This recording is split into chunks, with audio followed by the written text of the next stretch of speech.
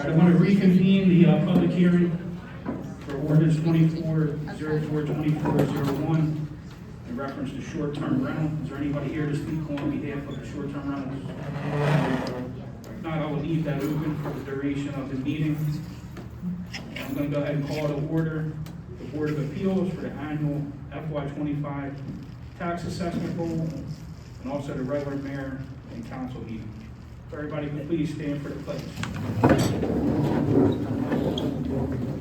I to the flag of the United States of America and to the republic for which it stands, one nation, under God, indivisible, with liberty and justice for all.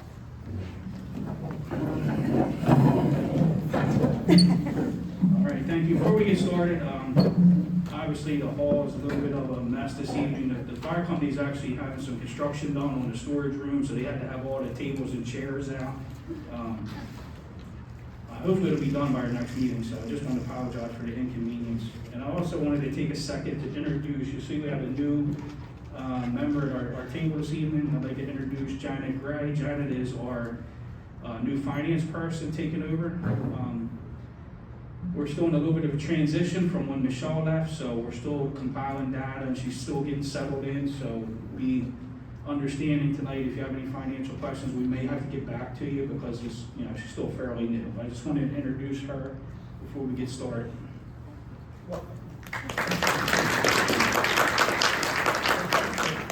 All right, Madam Secretary, roll call, please. Mayor Johnson. Here. Councilmember Saunders. Here. Councilmember Jackson. Here. Councilmember Dudlett. Here. Councilmember Roberts. Here. Acting City Manager Loveland. Here. City Solicitor Rodunda. Here. Police Chief Henderson. Here. Finance Manager Gray. Here. City Secretary Pincus is also present. All right, thank you. I go into the action of the minutes of the previous meetings. We also have 3 sets of minutes to approve tonight, April 15th, April 24th, and May 2nd.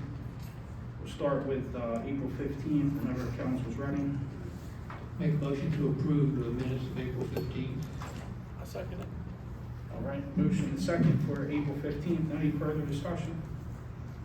None, all those in favor? Aye. Opposed? All right, motion's carried. Open the floor for April 24th. Make a motion to accept the minutes of April 24th. Second. All right, motion is second for the 24th. Any further discussion? None, all those in favor? Aye. Opposed? All right, motion's carried. And I'll open the floor for May 2nd.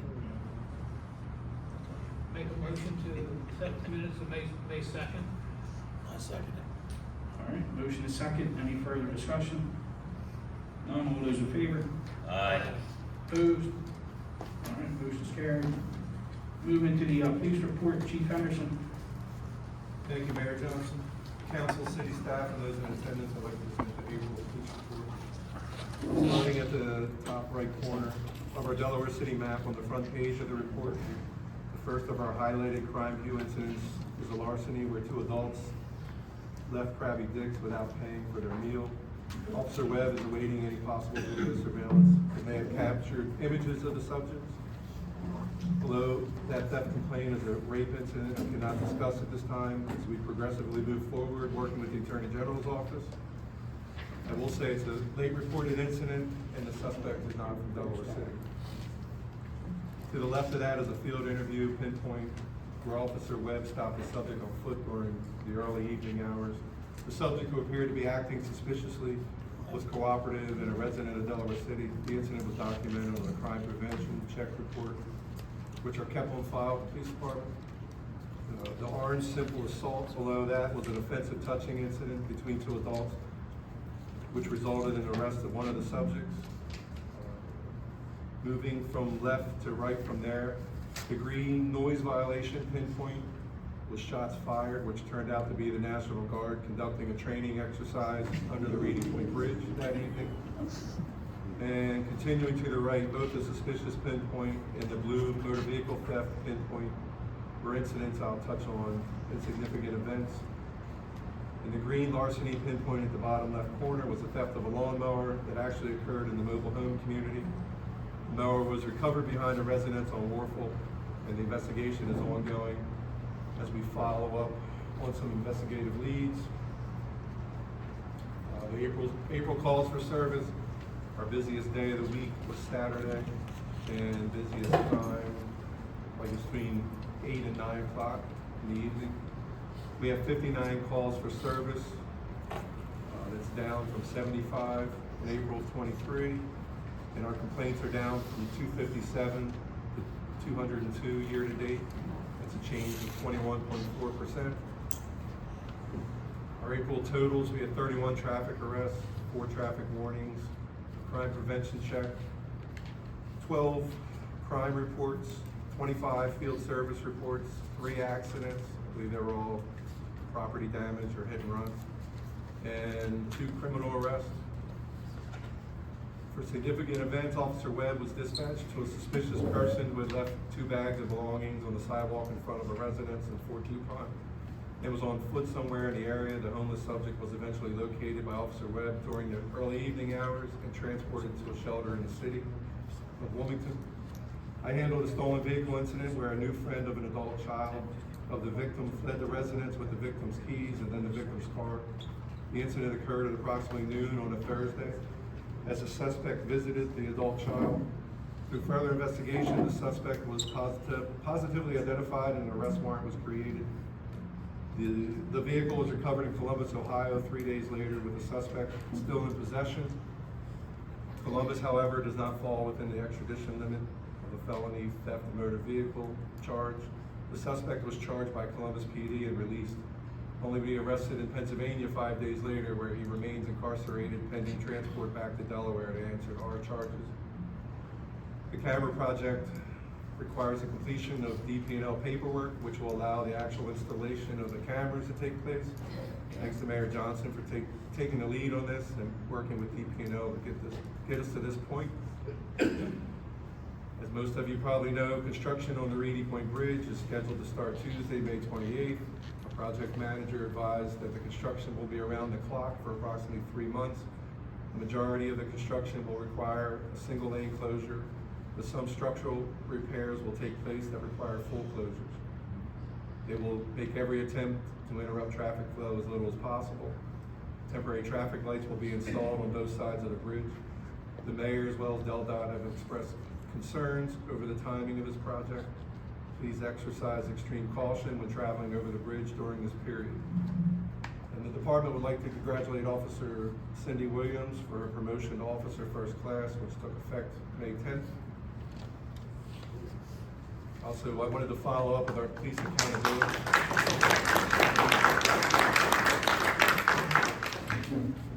Our police accountability committee that I mentioned back in February. We've received an impressive amount of responses. We'll be having an interest meeting with more on this committee on Wednesday, May 22nd at 6:30 at the community center, if anyone is interested in attending. And the Robert L. Taylor Post 13 will be having their Memorial Day ceremony at Veterans Point on May 27th at 10:30 a.m. to honor our fallen military members. And finally, I have another edition of our department's Community Service Awards. If I could have Mrs. Erickson and Mr. Clark make their way up front here.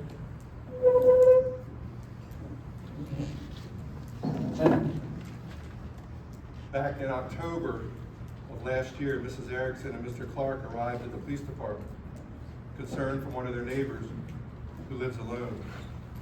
They were aware of this neighbor's routine and felt something just wasn't right in the past few days. We responded to the subject's residence and I utilized a spare key the neighbor had previously given to Mrs. Erickson in case of an emergency.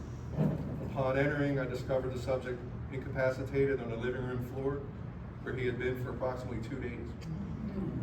Mrs. Erickson and Mr. Clark then entered the residence and assisted in giving further information as the subject was conscious but unresponsive. The neighbor was treated by Station 15 EMTs on scene and transported to Christiana Hospital, where they were admitted for medical care. Mrs. Erickson and Mr. Clark's actions prevented a bad situation from possibly becoming much worse. For that, I'd like to present them both with our Delaware City Police Community Service Award.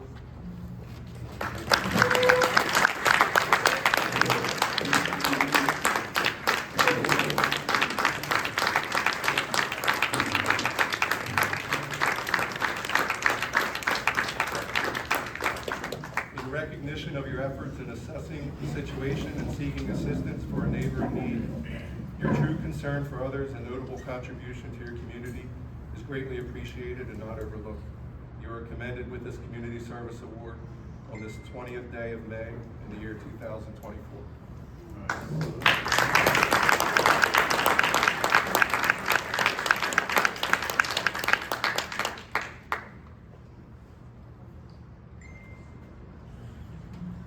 We also receive our Delaware City Police Department Challenge points. Thanks a lot. Thank you.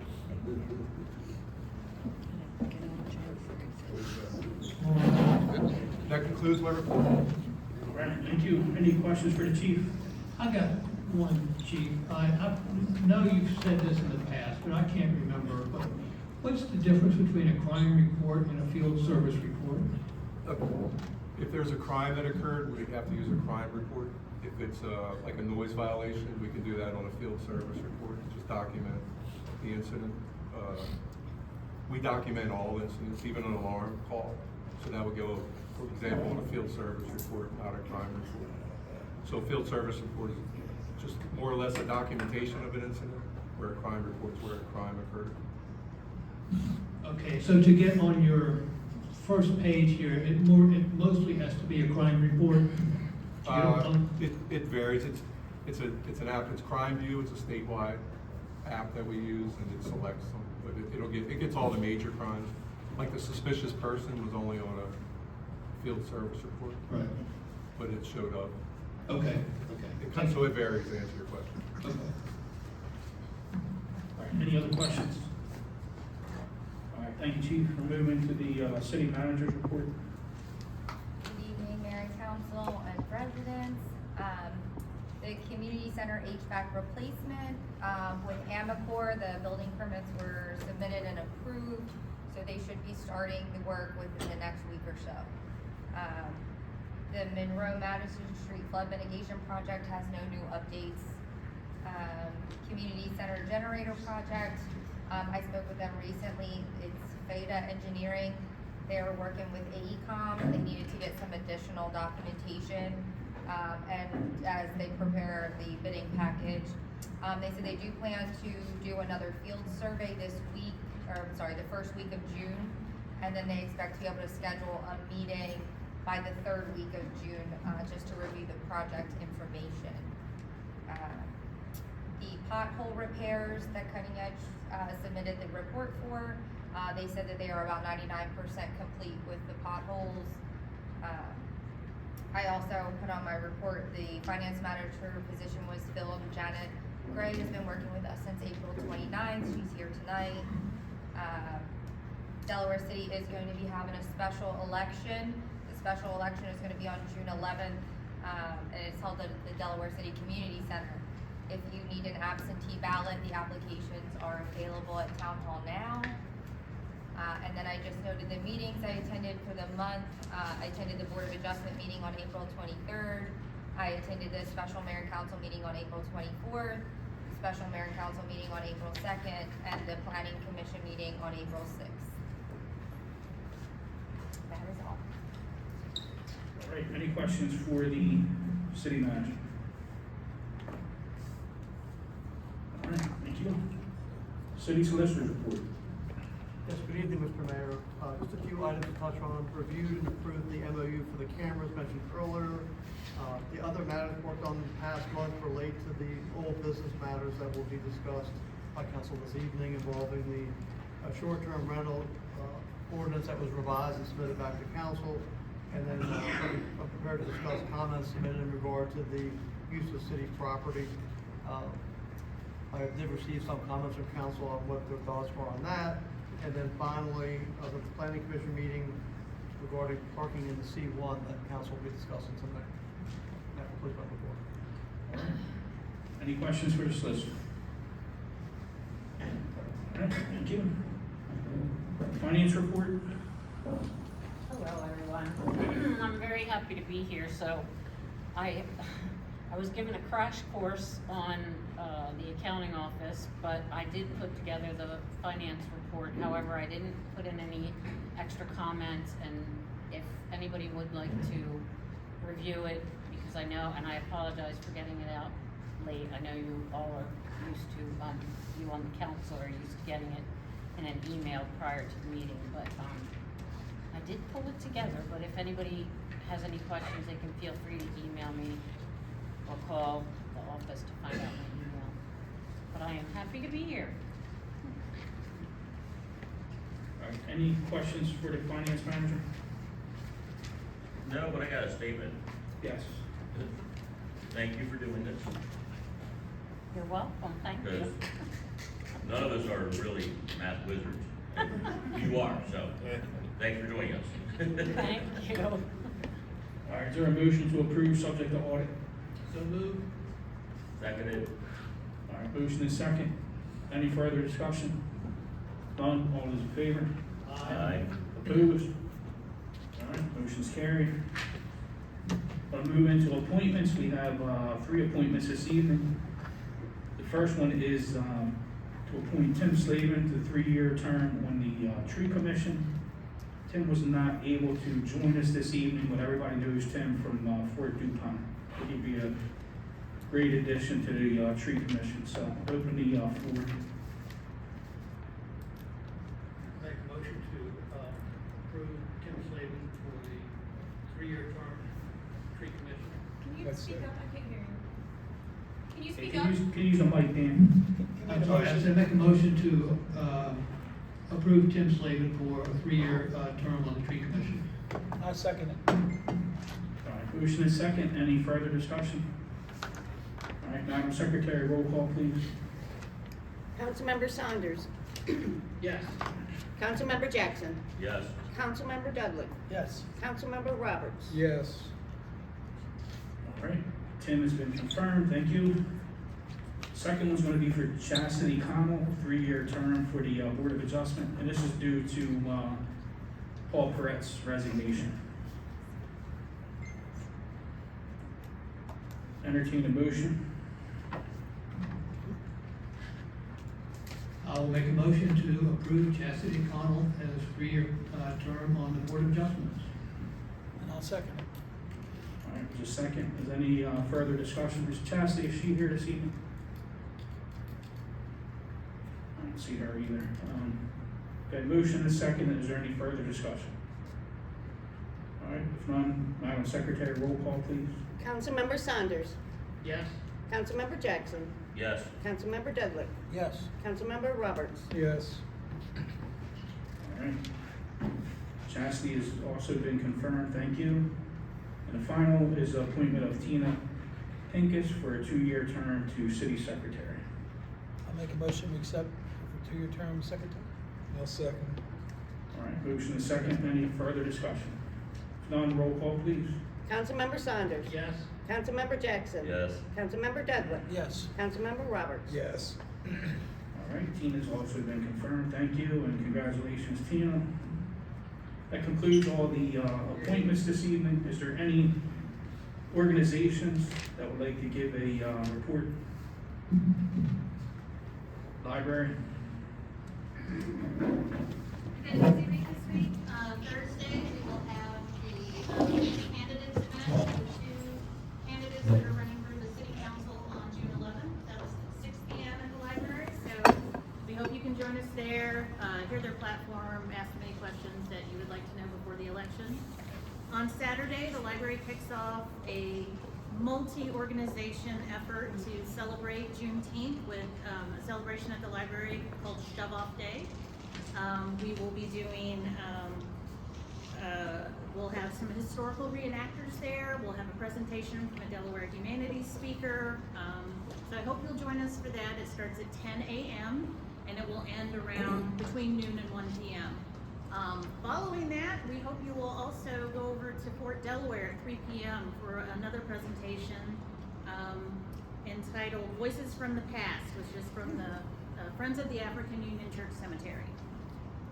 And then the following Saturday, the library kicks off our summer reading kickoff, summer reading party, which the theme this year is Adventure Begins at Your Library, because it does. So we hope you guys will join us. It's from noon to 3 p.m. on June 1st, right outside the library. There'll be an obstacle course for the kids. lots of outdoor activities, and of course, you can sign up for our summer reading program. Then the following weekend, Friday, June 7th, we'll have another one of our Juneteenth celebration events. The Delaware City's own Sweet Fran Sean will be performing at the Delaware City Library. She's going to be doing music, poetry, and storytelling.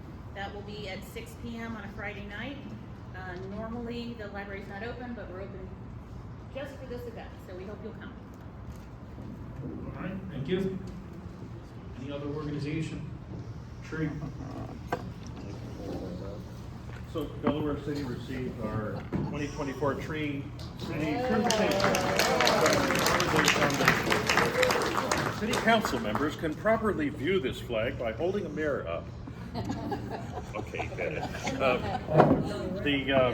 These people are tough. So they sent me this sticker. I'm not sure where I'm supposed to put it. And it says 18 years.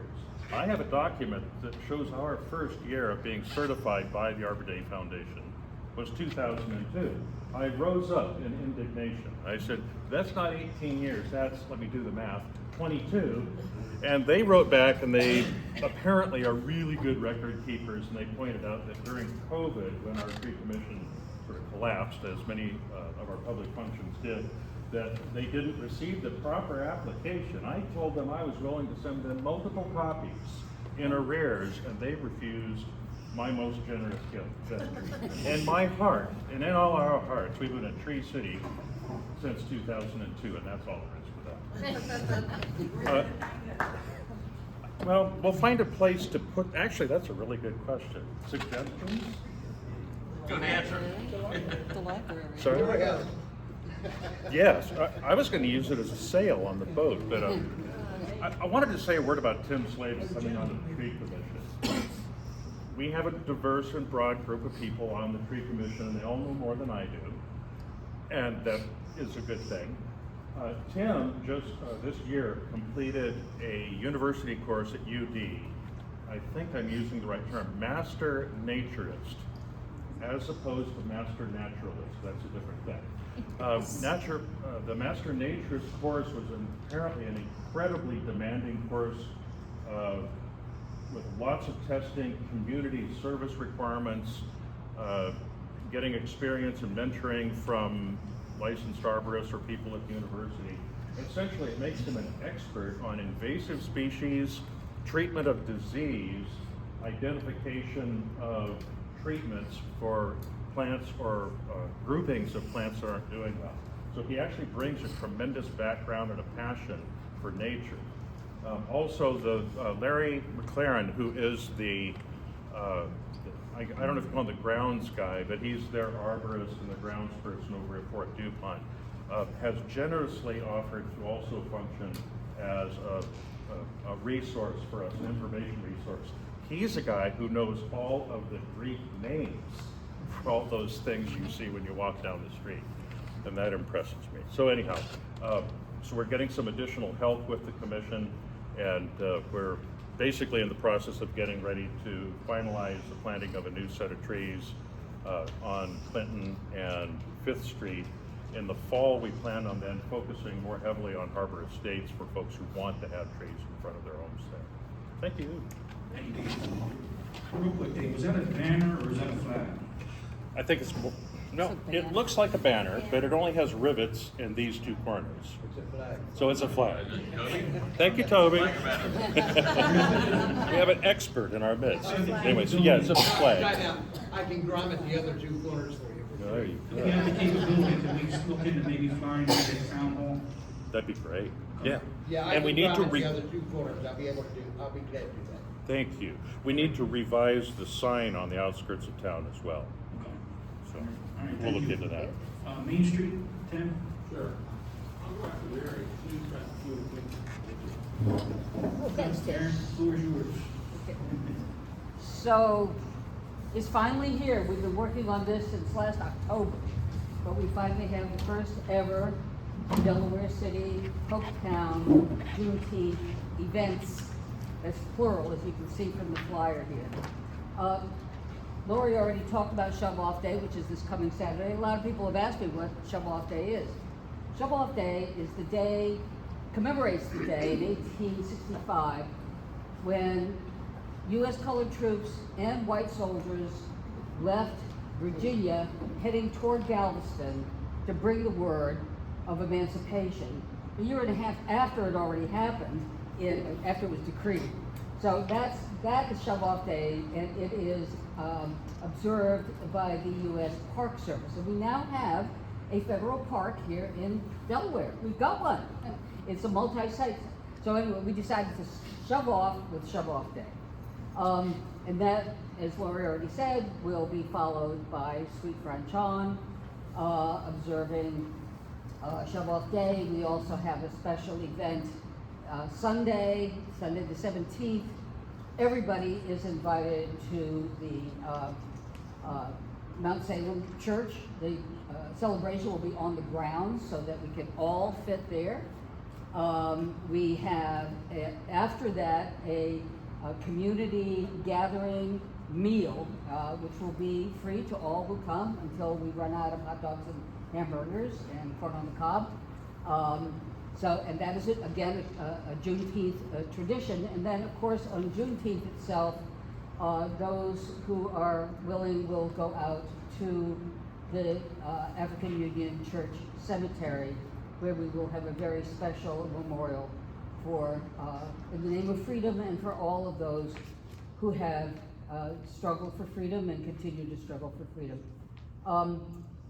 I have been out there a couple of times, and actually several times, and every time I go out there, I think, you know, these young men, and we've documented 6, and we're in the process of possibly documenting 7, they were from Polktown. And Polktown is one of the earliest free black communities in Delaware. So they were already nominally free, and yet they kissed their mothers goodbye, who were probably very tearful, and went off to war to fight for freedom for everybody. Not just themselves, not just their families, but for everybody. And that's one of the motivations that we had coming into the planning for this process. This is a time for us to gather, to think about our blessings, to think about freedom. It means very different things to people. I mean, for some of it means no short-term rentals next door. For others, it means I have private property and I can do what I want. Well, if you want to be thinking about these contradictions, if you want to ponder this, which you all have to do, there's no better place to do it than out at the cemetery. It's a beautiful contemplative place where we can all come together and decide how we are going to move forward in freedom together. So thank you so much. There's a long list of people on here who have contributed to this effort, and I especially want to thank the mayor, who without spending a penny of city money has endorsed and promoted this effort. So thank you, sir. Thank you, council, and thanks to all of you who have been so helpful. And especially to Lori and Tim. Wrap it up, Tim. As the entire event unfolds, Main Street will host, with the help of the Petite Social, the display that Lynn Delaplane did of the Harriet Tubman Byway.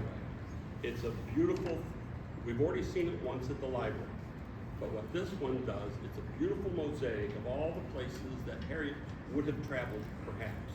But you know where she did travel, and one of her routes in the Underground Railway was our canal. Right. And so right beside that canal, in a historic structure of its own, will be housed Lynn's beautiful mosaic, and everybody can see it.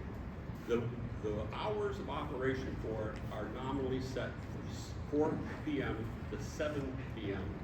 during the dinner hours, so you can come visit, go to dinner, come to it after dinner, but there are additional hours that are available. All you have to do is send an email to the Main Street email, or go to Eventbrite and get a ticket. It's free, but you can get a ticket, so that we have volunteers there to proctor the exhibit. And then that exhibit runs from Father's Day, June 16th, to Friday, June 21st. It's in the Petite Social area of the Central Hotel. And then all solemnity ends, because we will have Best Kept Soul right downtown at the gazebo from 6 p.m. to 9 p.m. on June 19th. And that's the Main Street contribution to the Juneteenth celebration. And I also wanted to take a minute, and I promised I was going to do this before Mary gave me the compliment, but I did want everybody to, acknowledge or at least know how much time and effort Mary and this committee has put toward this Juneteenth celebration. I mean, they've worked tirelessly for the past 6 months to get us where we are today. It's very exciting. It's the first annual Juneteenth. I wasn't prepared for this evening, but in an upcoming meeting, hopefully the next meeting, I'm going to prepare a resolution to run through council to make sure we commemorate the June 19th celebration every single year, regardless of who the mayor or who's on his council. So thank you very much.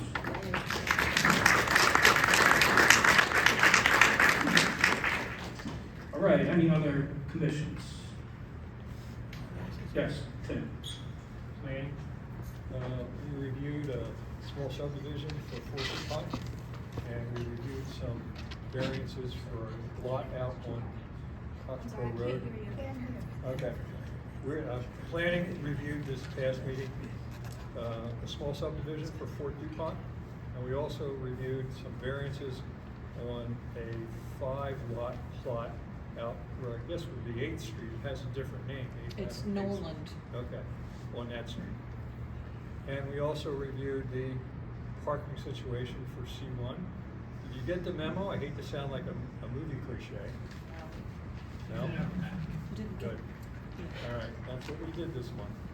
All right, thank you. Oh, Board of Electors, my other half. Training will take place on June 6th for electors and election officers, 5 p.m. right? And from there we go to the election. All right. Thank you. George, you have something for Dragon Run? Yeah, I don't have anybody here from Dragon Run, but I'm a Dragon Run Park Commissioner. So for the next meeting on June 8th, we'll be down at the post office. We plan on having 3 buses, 150 seats to take everybody around Delaware City to Hershey Park. So it's June 8th down at Delaware City post office, but the trip will be July. I'll make sure I got it right.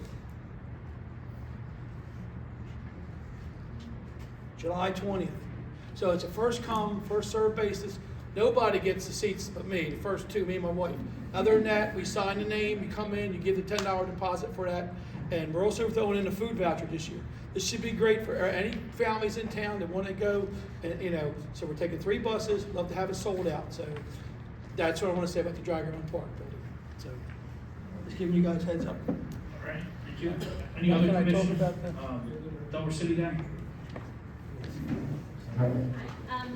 So our next Delaware City Day committee meeting is on June 13th, 6 o'clock at the library. We really need everybody's support for this event. We can't do it without the community support. Delaware City Day, for those who don't know, is October 5th, Saturday, October 5th. And in much anticipated news, the food trucks will not be on the canal this year. They will be moved closer to downtown. So not in front of the businesses. We want to keep that area clear for our local businesses, but we will have it on the food trucks will be located on the next block over. So on Clinton Street between Front Street and William Street. And we have, oh no, you told me you wanted them there. We won't block your businesses on that side. That's good, because we got Yes, we do. Yes, we'll be careful. We are pretty much full for the food trucks. We have about 25% of the returning vendors already signed up. So we started a lot earlier this year, and so we should be full in the next few months. Everything is the same: fireworks, parade at 12 noon, and we have music booked throughout the day, and we have the Newcastle County stage. So we'll have a big stage for our music performances. Thank you. Anything for HPC? Nothing for All HBC. right, nothing HPC. All right, anything, anybody overlooked or anybody else want to give a report? Anybody from the fire company here? All right, final call, communications, yes, Lynn. I would like to introduce someone, if I may, a new business at downtown. Yep, okay. This is Jazzy, and she has the dog grooming facility. Hello.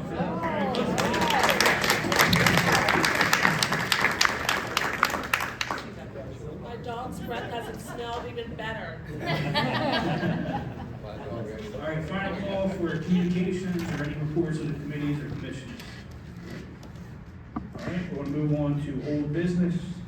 Item number 1 is the second reading and possible adoption of ordinance number 24-0424-01 to amend section 4616T on short-term rental use. Before we open the floor for that, we do have the public hearing open on the, for the second reading. Is there anybody who wants to speak on behalf of this ordinance under the public hearing? Yes, Toby. I already stated what I said earlier. Is this the time where I introduced that which include all short-term rentals, including goats? I think that was already documented under the public hearing. Okay. Yes, yes. All right, so I will open the floor to council. I know there was a couple considerations discussed in the public hearing about possible amendments. So I will open the floor to council. Okay, I'm the one who asked for some potential amendments. The first one is, as I said, I'll repeat myself. I apologize for those who were here early, but there are a lot of people here who, now who weren't here earlier.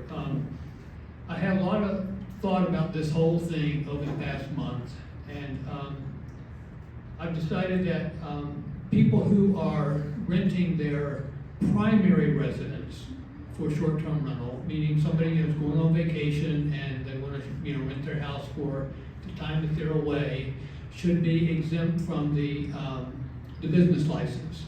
That is, listening to people, it's like, that's not a business. That's just people, renting their house to kind of supplement, expenses for, the vacation. And so my proposal would be to, amend it so that something to the effect of property owners who use their primary residence per IRS tax rules for short-term rentals are exempt from getting a business license per 4616 TBA, but they're required to comply with the rest of the requirements, meaning inspection and, getting the lodging tax and all the other things. So that was one amendment that I'm proposing. Maybe you want me to stop there and let it. Yeah, let's stop there because we're going to vote on each individual amendment before we actually vote on the ordinance. So I will assume that what you just read is that's would be in the form of a motion. That's in the form of a motion now. I will say that's in the form of a motion, but Bill has not had a chance to see this or read it, so I want to have the motion in a way that if he needs to wordsmith it a little bit, we can do that as long as it doesn't change the intent. Is that acceptable? Yes, that works. Okay. Is that acceptable to council? Yes. Okay. And Bill, just for clarification, with these amendments, do we have to come back next month for another public hearing, or can we pass everything tonight since it's the second reading? You can pass this tonight with amendments being made on the floor. Okay, that's what I thought. Just wanted to verify. All right, so there's a motion on the floor. Dan, you want to read that again, please? Yes. Yeah, property owners who use their primary residence per IRS tax rules for short-term rentals are exempt from getting a business license per 4616 TBA. Hopefully I got that right. They are required to comply with the rest of the requirements. All right, Bill, I got a question on the IRS tax rules. So what makes it a primary residence according to IRS tax rules? Yeah, I mean, literally, I think it's how often you live in that house during the course of a year. I don't know if it's. I've looked at that, Bill, and it's you have to live, to be a primary residence, you have to live in it for the majority of the year. it has, your, driver's license and other documentation have to coincide with that residence. Okay, so it's technically six months in one day that you have to do. With your driving license. Yeah, yeah, Your driver's license should also show that that's where you're living. gotcha, yeah. All right, is there a second to the motion? I second. All right, the motion is second on the floor. Is there any further discussion? All right, Madam Secretary, roll call, please. Councilmember Saunders. Yes. Councilmember Jackson. Yes, Councilmember Dudley. Yes. Councilmember Roberts. Yes. All right, First Amendment is approved. Open the floor for any additional amendments. Okay. The second amendment would be that, again, I've heard the discussion over the past couple of months about the people who already have short-term rentals in Delaware City. And that this could create an issue for them, the ordinance and everything. And so I would like us to, have something, don't have it really worded really well, but say that the property owners, people who own property with, as short-term rentals today, but it's not their primary residence, are exempt from, they're basically grandfathered, so that, they're going to be allowed. We're allowing those so they don't have to, go through any more, hoops and jumps and whatnot. They have to be, get the business license and all that, but they have to be allowed. And the reason I wanted to have that in there was to coincide with, again, my belief that going forward, we should have people who want to have businesses, and again, these are, when I say it's not a primary residence, I consider that a true business. It's a business to buy a piece of property and use it as a short-term rental. Going forward, I would like us to leave in the ordinance the requirement that people who are doing it as a business need to get the special exception from the Board of Adjustment. But the people who are currently doing it, whether it's a business or not, would be exempt from that because they're already here. I don't understand the need of the Board of Adjustments being involved in a business transaction. If they have a business license, which they would have to have, why does the Board of Adjustment need to be involved? Again, the special exception is in there for, different districts. There are things in the code today where special exceptions are required by the Board of Adjustments in all the different districts for certain uses. And the primary reason is to make sure that the use is consistent with the area, that, you're not overwhelming it with something, and, it's not changing the character of that particular area. And, as I said earlier, going through the comprehensive plan and listening to people, that one of the things that was, came out very, very strongly with people who responded to these things when the comprehensive plan was being created, and listening to people since then, is people feel very strongly, that they don't want the character of Delaware City to change. They like the small town characteristic. That doesn't mean they're against business, it doesn't mean that, but they like the small town characteristic. And in the neighborhoods, people like, it to be kind of residential, they don't want it to become too commercial. And Okay. Real So- quick, Councilman, if you don't mind, if I'd like to make a recommendation, so we don't, we could debate this all night. We kind of talked about this a little bit in the public hearing, but, I agree with grandfathering the existing short-term rentals now. But I hate over-regulating things. I think we should just leave the part that Dan just talked about at the discretion of the city manager. I don't think that should be written into the ordinance or part of the code myself. That's just my recommendation. Okay, and that's fine, but the challenge of that is, if it's the discretion of the city manager, we need to be careful that, people don't come back and say, well, you're discriminating against me because you decided that person could have it, but this person can't. And, what is the, what kind of guidelines is the city manager going to use in making those decisions? Well, let's go back to the whole character thing. All right. So, the town is kind of full. Nobody's building anything new in town. On the outskirts, we have property and land that is purchased by other people, but it's not going to change how the town is. The character of the town is the town. The outskirts are the outskirts, and if somebody buys something, they buy 80 acres, they still have to go to the commission anyhow to get approval to build a 9-story skyscraper apartment. And that's not going to happen because the planning commission knows that's not really the town. So why do we need to have the Board of Adjustments involved in anything? I agree. The city manager could use the code for the R1 district as the guideline for making that decision. And honestly, the city manager, they make those type of decisions every single day where somebody could come back and challenge them. But that's why we pay them what we pay. I don't wanna bog it all down with new rules. We just got rid of the bad rules. We're not gonna add new rules. That's crazy. That's right. I mean, that was the whole purpose of the meeting. Am I the only one who thinks that way? So what I'm hearing is that you want to eliminate all needs for a special exception in the code. Well, I was okay with your grandfather in the first one. Wasn't crazy about it, but I don't want to add nothing else to it. We just cleared it up. No, but I mean, again, if people are very, very much against, the Board of Adjustments, having anything to say, then just admit to it and just let's eliminate that from the code. That's not what we're saying.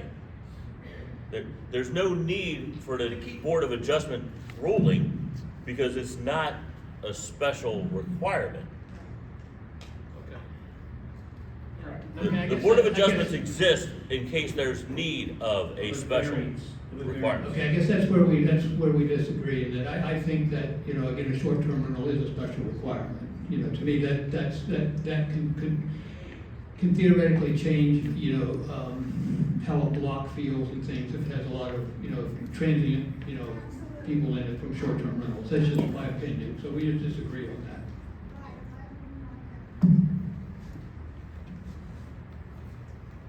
All right, so do you want to change the motion, Dan, to just grandfather the existing in and leave the Board of Adjustment out of it, or what's council's pleasure? I think. I do have a question about grandfather here. Before this ordinance was passed, this relates to the residential zone. So basically, the fact that there were short-term rentals prior to this passing were not in compliance with the code, period. Not permitted under the code, it's business. So now you're passing an ordinance that permits a short-term rental. So when you talk about grandfathering a use that was prohibited, and some people had a prohibited use, you're basically grandfathering some party who had a prohibited use going on. I need to know the extent of the grandfathering. What do you mean by that in terms of all the requirements for short-term rental, in terms of inspections, in terms of number of people who live in who can be there, things like that? Yeah, and what I was just using it, and if we don't eliminate the need for the special exception, we don't need the amendment, because I was linking the two together. So that wouldn't be needed. So you're going to withdraw them? I'll withdraw them. All right. Is there any other amendments? The only other one is that we had a brief discussion, good discussion on whether the license would apply to an individual dwelling or to an individual with multiple, if an individual has multiple ones, is it one license or they need a license for every unit? If the units are different houses and things. Right, but I think that we kind of agreed that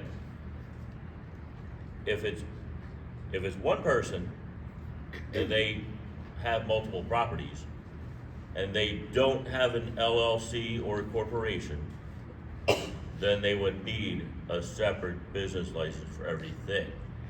But if they have an LLC or corporation, which is a smart thing to do, the corporation has one. Am I wrong? And I'm okay with that as long as it's written in so it's not ambiguous. Okay. That needs to be made more clear, so an amendment would be appropriate, so I can clarify that language in the code. But I understand exactly what the councilman in the end is stating. Okay, you wanna say that, and we'll make that? Bill, yeah, if it's a corporation or an LLC, one license. If it's Joe Bob the Biller, who owns 8 properties and does it, then he needs 8 licenses, and that's just one person versus a corporation. Correct. Yeah. I can, if that amendment passes, I can adjust that to meet that requirement. Okay, so somebody wanna put that in the form of a motion? I'll put it in the motion. All right, is there a second? I'll second it. All right, motion is second, any further discussion? All right, roll call please. Councilmember Saunders. Yes. Councilmember Jackson. Yes. Councilmember Dudley. No. Councilmember Roberts. Yes. All right, amendment passes 3-1. Is there any other amendments want to be considered before? I believe, Toby, you had one, correct? You had a recommendation?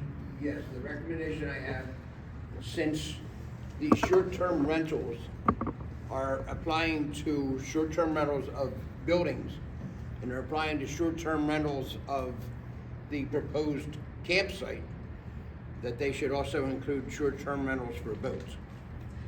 Okay, I'm not sure that it does count for the campsite. Well, all the services come from land. What And about- other municipalities within Delaware are charging this. And I've talked to several different municipalities throughout the state, and they all have fees, they're all including these in the short-term rental plan. I mean, we already have in the code that the campground has to pay the lodging tax. Yes. And they have to have a business license and all those things. And so I think that's already there for them. But it's not But there it's not there for the. for short-term rentals on boats. Yeah, but I just wanted to clarify, I think the campground is covered. Would you agree with that, Paul? I mean, The campground's covered under lodging tax, correct? yeah. But I think what Toby's recommending is boats be captured in either this ordinance or the lodging tax. But I think the difference would be, thinking this through, is the boat is actually not being rented, but they're just renting dock space. Is that Right, correct? it's not a boat tax, it's a dock. Right. They're It's docking. a docking fee. Right. So that would be basically come under the That would come under lodging tax. lodging tax. Okay. I mean, But I can think that it's be only in- incorporated in this bill? I or think we it's need a only, separate only order? fair that it all be included together. I'm Because asking- otherwise, one business has an upper hand on the other, and that's not fair. Yeah, I think what needs to be, we need to research and see if that's captured under the lodging tax. Personally, I think that's more appropriate under the lodging tax versus this one, because they're Yeah. not renting out boats, they're renting out the slip. Right, I agree with that, I think there are better places for that. But I understand what you're saying. Yeah, but I just so everyone understands, I just want it to be fair for everyone. That's all. So Bill, could you research that, please? All right, is there any other amendments? I do not have an amendment, I have a question, Bill. Title 2T2A. The owner of any one proposed for a short-term rental use must apply for it and obtain it scratched out. I wanna understand the legal difference, like, I applied for it, I didn't get it, but I'm okay. You see what I'm saying? Like, I need to obtain the license, not just apply for the license. Right, that's a very astute point that you picked up, because I intentionally did that, but I can amend it in any way that you would like. The reason why I use the word for apply for that is because I wanted to make sure that the inspection was done before the business license was issued in the next paragraph.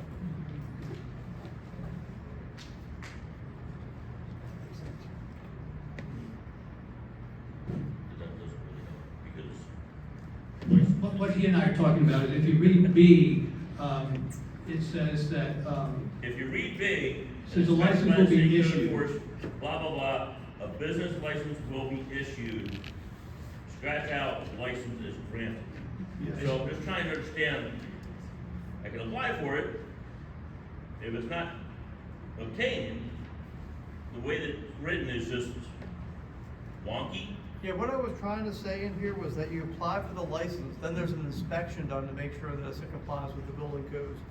Upon compliance with the building codes, whether it be the first inspection or if they have to do things to fix the property up, then the license will be issued. I can change more to obtain to make that more clear on everything if you like.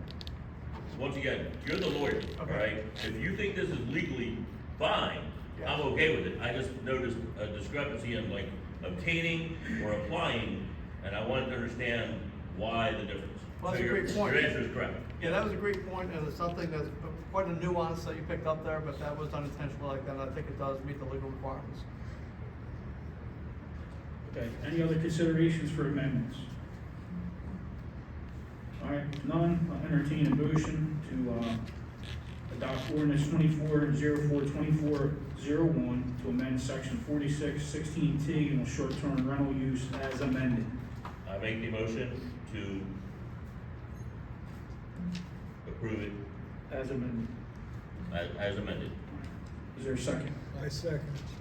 All right, any further discussion? All right, before we vote, is there anybody from the public wants to speak on behalf of the public hearing still open? When you say that, the ordinance is, to me, it's subjective, when you're saying that it's gonna change the character, having a short-term rental could possibly change the character of the area, when I think all this in question is about mine, because I'm the only one who's applied for a business license. There's only one short-term rental in question here.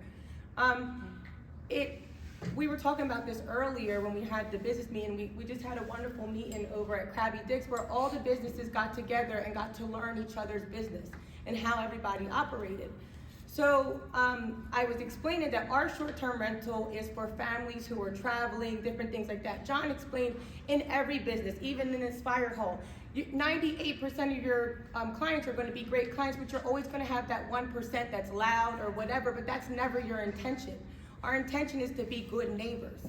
So if the character of what we're trying to accomplish here is to support our Delaware City, bring positive tourism to Delaware City, patronize Delaware City businesses like John's, like Cake Sisters. We had a couple who put a $700 order in for Cake Sisters. We support Sunday's Cafe. Our clients who stay there, they order pizza. They come there with their families, different things like that. We are very hard. If there's a noise ordinance and there's an issue, like the chief said, if it needs to be addressed, then it will be addressed. Call the police. If something's out of hand, by all means, like, we want to comply. So if somebody's getting out, but 99% of our guests that come through are really great guests. We've had the mayor's office, we've had wellness retreats, we've had Seeds of Greatness Church is gonna check in with some of their family to spend the night. Like, you're implying all this hypothetical stuff based on stuff that's happened in the past. That house used to be a youth center. It used to be a police station. It was a commercial property. So where do you draw the line to say that now we don't want it because it used to be a youth center, it used to be welcomed by the community. But now as a short-term rental for 10 or 11 people spending the night or small gatherings, it's now a problem.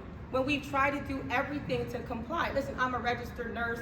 I have multiple businesses. I don't want that. I don't want that kind of noise. I don't want my house torn up. But we want to be in compliance, and there's all these ordinances and all these different things that keep implying to our one property. It seems predatory on my part. It really does.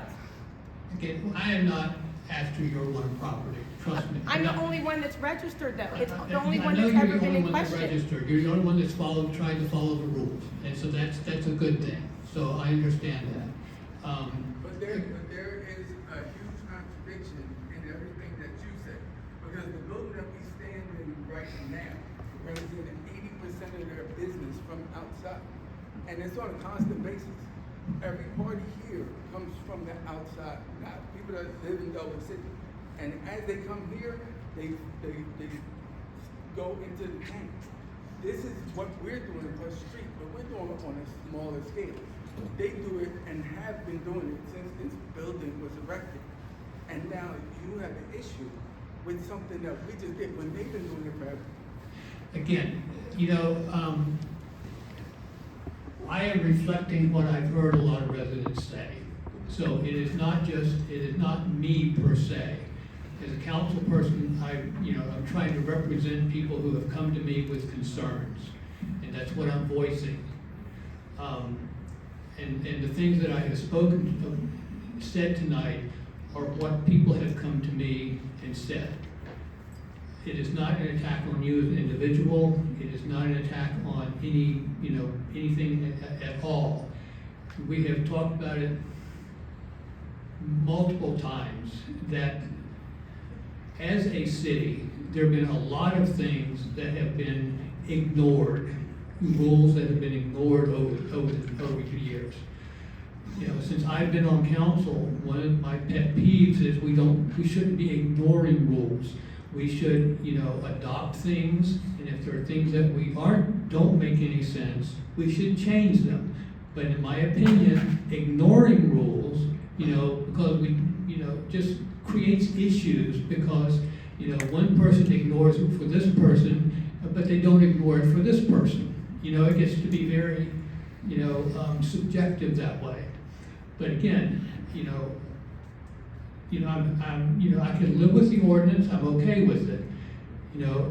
As I've said before, we looked at what a lot of other jurisdictions were doing. We did not adopt everything that other jurisdictions were doing. Again, it went through this committee that I was on, it went through the planning commission originally. I think you were at some of those meetings. So it wasn't just me. I kind of led the effort, but I'm reflecting what people collectively said, and recognizing that it wasn't everybody who said it. But again, I'm not attacking you as an individual or that particular piece of property.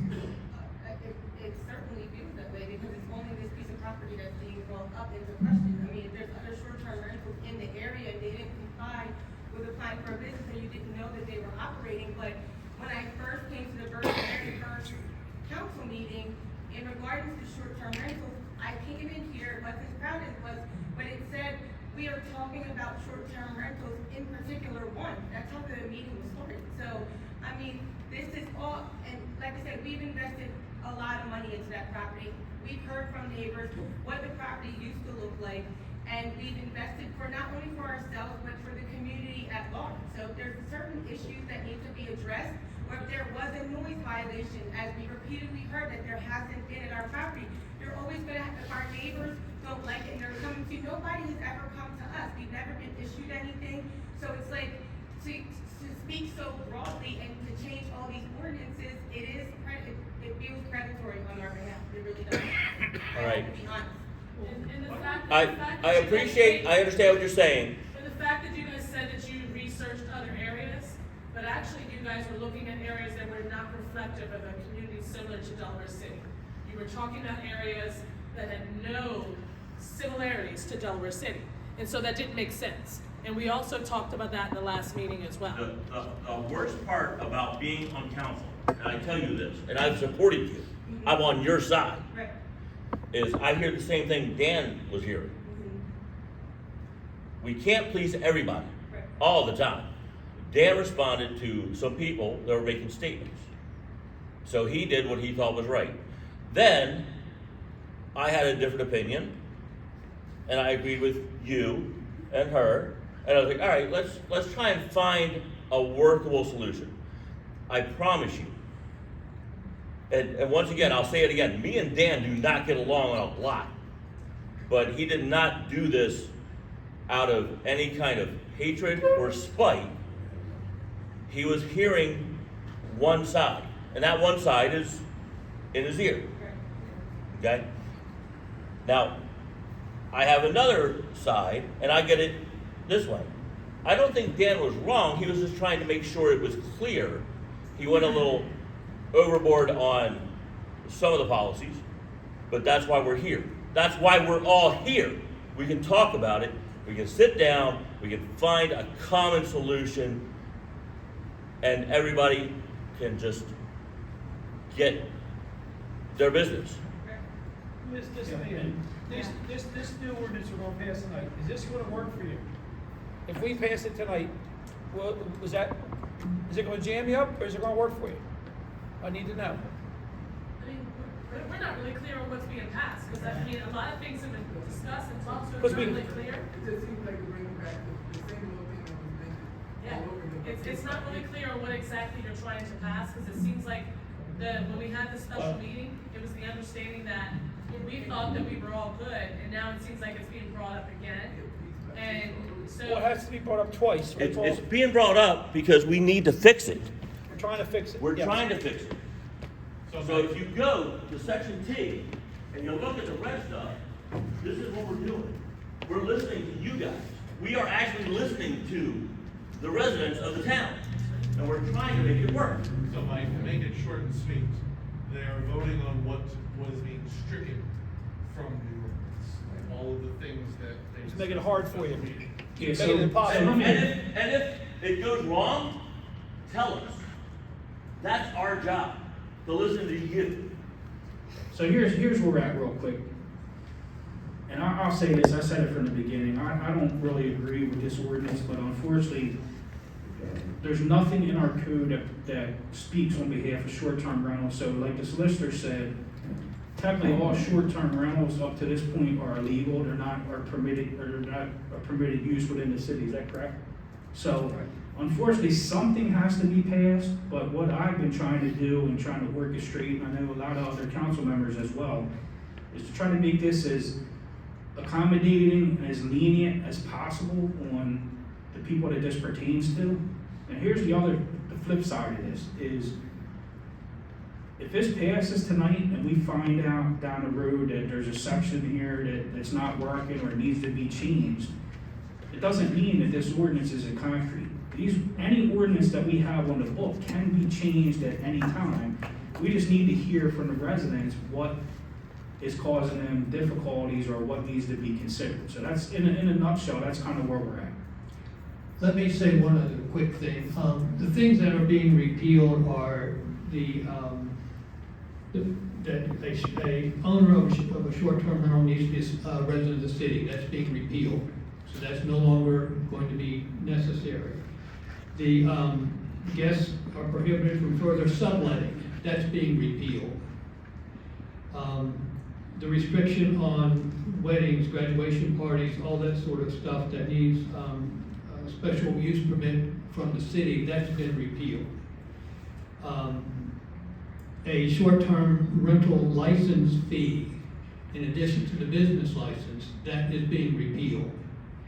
And the penalty for not getting the short-term rental is being repealed, rental license being repealed. So the only penalty is if you don't get a business license, because there's already in the code a penalty if you don't get a business license. And then the other thing that's being repealed was the short-term rentals requiring a special exception from the Board of Adjustment. So that's all those are being repealed, and then the other ordinance, the other two things that we clarified, the one that I proposed earlier, that people who are renting their primary residence don't have to get a business license, and then the clarification on, how a business license is obtained, who needs a single one or who needs, multiple ones. Does that help?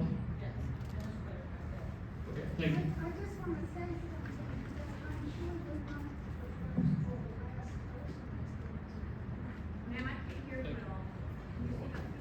I'm just saying that I don't just saying that they're the only ones. I'm saying these are the people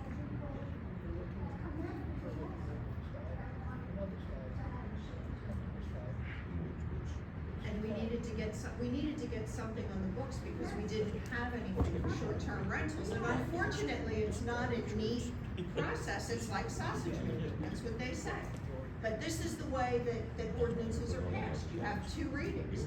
The first time you come out with what you think's gonna work, and you find out what doesn't work, so you come back the second time and you clean it up. And it is sausage making, but it's how we address something that hasn't been addressed in our code in the past, which is short-term rentals. But you gotta be ready to accept yes as an answer, because I think I'm gonna vote to pass it, and it's gonna be a benefit to everyone. So let me, For clarification, because it's been brought up so many times, we weren't here, so every time there's a different piece being added to it, so that's why we were trying to get clarification from him.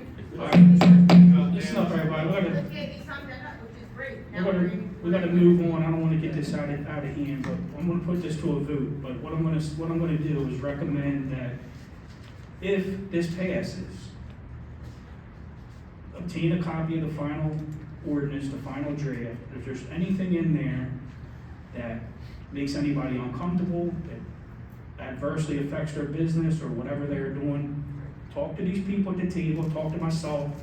So at a future meeting, additional amendments can be made if needed. If this passes tonight, doesn't mean it's concrete and it's staying like that forever. If it needs to be amended, it needs to be changed again, that's what we'll do.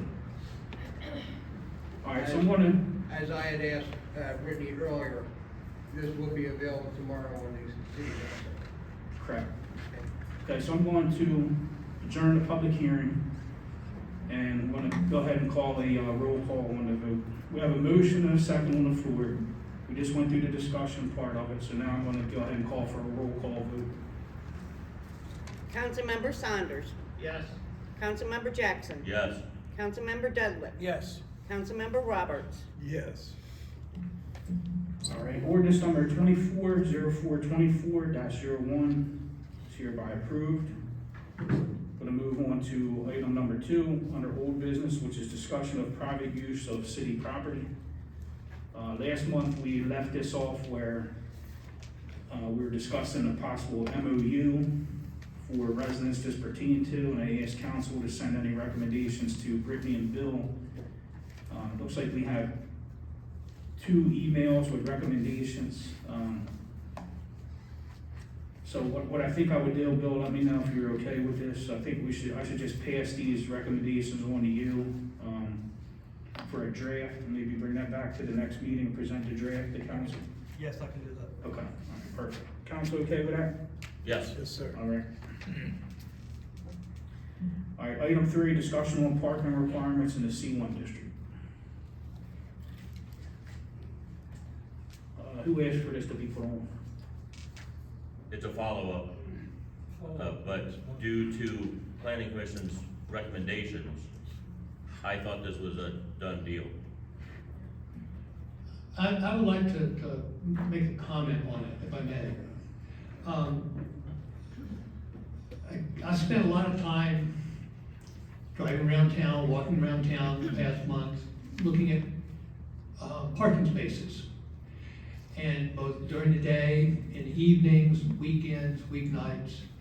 And I think, we can address this very easily by just changing Article 11, on the 4696, by saying off and on street parking and loading requirements.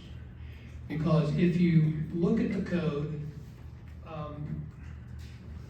it says under 4698, locations for parking spaces for commercial uses need to be located so that no spaces are greater than 600 feet from the building. Okay, if you include on-street parking, which there are a lot of empty spaces during the day and during the evening where different businesses, particularly this business that wants to open up in the old Forge, in that business, there are a lot of spaces within 600 feet of that are on the street that are not being used. And so by saying including on-street parking in the ordinance, then, by doing that, then there really is no issue. It says parking spaces assigned to one use. You can combine spaces so that the Washington Street lot and things can work for multiple businesses. It does say a parking plan is required. I think the value of not eliminating 4696 is that in the future, if we have some additional uses that want to come in, then it requires us to, and it requires the business to look at both the on and off-street parking to make sure we don't create a problem in the future. Again, we don't know what businesses might come. But that's, by saying on, I agree that right now, there is no issue. But that doesn't mean in the future there won't be. And so by keeping it, depending on what comes up, it requires us to look at both the on and off street to make sure there's not an issue. I just want to add to that, so basically, in my experience, 0 jurisdictions have no parking requirement for commercial zone. 0 jurisdictions, that there's always some sort of requirement for parking of some nature. As Councilman Saunders just indicated, the issue right now, there may not be an issue right now, but the sort of the cat's out of the bag. If things get overcrowded, I guarantee you that people will be complaining when there's not enough parking. It's not gonna be the case now because there's plenty of parking. But are you suggesting that you still go to the Board of Adjustment just to show that, or what are you suggesting about that? The code doesn't really say, it just says, a parking plan is required, so I think that's just when you're making an application for, a new business, it just goes to city manager in the whole application process. And again, I resent adding something after we just straightened it out last meeting, and then you're putting something else on it. We just had it where everybody was okay with it, and you're adding stuff, Dan. I mean, you're driving people crazy. Look, I'm not trying to drive people crazy, I'm trying to be. This is the second reading. We already had the first reading. Now we're adding something. No, we did not have a first reading on the parking. I thought we had a quarter-mile radius. Tim brought it up. That was suggested. That was suggested. That was just a recommendation. That was just a suggestion. So we didn't make that. We didn't know. That was just a recommendation. Well, why don't that would solve all the problems? Anything that we change, this was basically just brought up for discussion. Anything that we change has to come back in the form of an ordinance, which is going to take 2 meetings. Okay, but I mean, we keep adding stuff. We had it the one. I mean, the problem that I see right now is Understand, I agree with you. Okay. So, number one, as I said before, do we think that we're gonna bulldoze 3 homes in town and build an apartment complex for parking? Like, the homes are there, the buildings are there, the businesses are there. They might change names, they might change owners, but nothing is going to get built in the heart of downtown without the planning commission and a board of adjustment meeting. And then, guess what? This council can say, no, you're not building a 3-block, 9-story building on Adams Street. So the parking is already there, it exists. the problem. Moving forward, we have control over what is built. We have control over the business that comes in. There's no reason to not just abolish this and build. If something changes, guess what? We can vote again and change it. I agree with you, but I think one thing the council needs to consider is that no jurisdictions have no off-street parking. The quarter mile gap, everybody was in. You certainly can vote and basically approve that there's no off-street parking requirements. The issue is, and as you indicated, you could certainly pass an ordinance down the road if parking becomes an issue. It's just in my experience, parking is a huge issue for people when they're making decisions. So your options are, right now there's a off-street parking requirement in the code. That has to be enforced. The planning commission heard that and said, no, we want to eliminate that completely.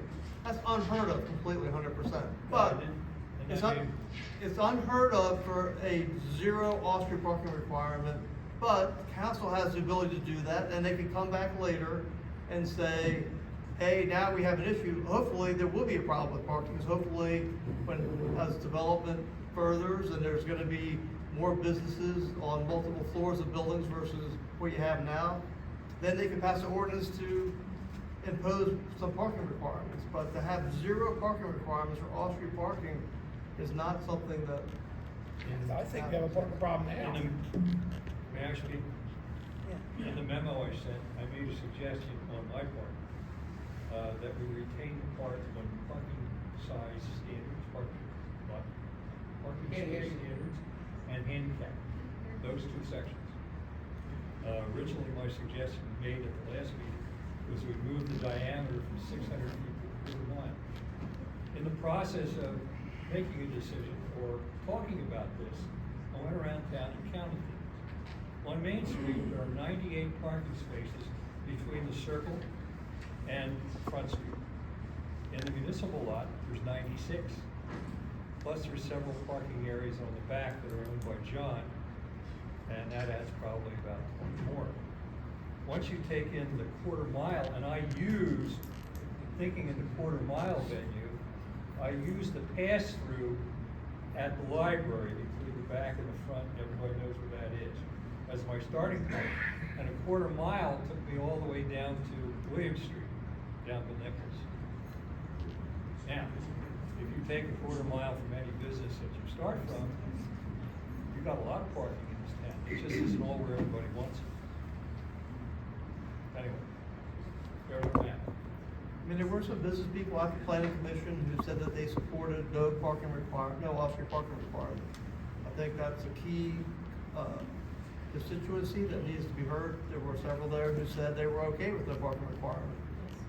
But that's just a, warning that at some point it's gonna be an issue, and you certainly have the prerogative to readdress this at this time. But I just wanted to make sure that all the issues were considered, but certainly council has a prerogative to do what they like. I think there's so much more that needs to be put into this, because, we keep referring to the commercial district, but technically it's a mixed-use district, because it's residential. There's a lot of residential over top of commercial, so we're not just talking about a commercial parking problem, we're talking about residential and commercial. Half the residences there have parking behind them. Some of them Nothing to did. do with anything I mentioned. Some of them do, but not all of them, and probably more than half of them don't, so. We've I had would- further discussions with those residential units. We've had to go to the board on those units. 4696 also, it's parking throughout the whole town, it's not just a C1 district. Tim? Yeah. I wasn't at that meeting, but by doing away with the parking, you're opening up to commercial tractor trailers being able to park there also. So we do have to have a parking thing in place. Okay. I just want to make that statement. I would just make a motion, or not a motion, I'll make a recommendation, we table this for tonight, put it back to the planning commission if they wanna bring formal recommendations forward, and do that in cooperation with the business district. I'll make a motion to, table this, I'll second it. let Tim and the planning commission work out some details and come back. In the meantime, I don't think we should penalize anybody that wants to open up. So there is, Oh, I agree, definitely. while we're debating this, okay? I guess I'd have to defer to, Bill on this, but is there a way to put a moratorium on it until we make these corrections? Well, that would take a vote of council, probably take at least a resolution that can be passed at the next meeting, but, otherwise the code is the code, essentially. Right. It's the I have code a question as far as then. off-street parking. Can I ask a question then? Because then what does that say about my business? Because that holds me up, because I'm that one in question in regards to the parking, where I'm now currently being required almost 20 spaces off-street that don't exist. And this is holding me up, because this is, we had a discussion at the planning that we were going to do away with it, and now we're going back and forth again, so this now holds my business up of moving forward on me applying for my business license, and now I have to wait on parking spaces that don't exist. Ma'am, we're trying to figure out if we need a moratorium. And you tabling it is holding me up. We're trying to figure out if we need a moratorium to allow you to open your business.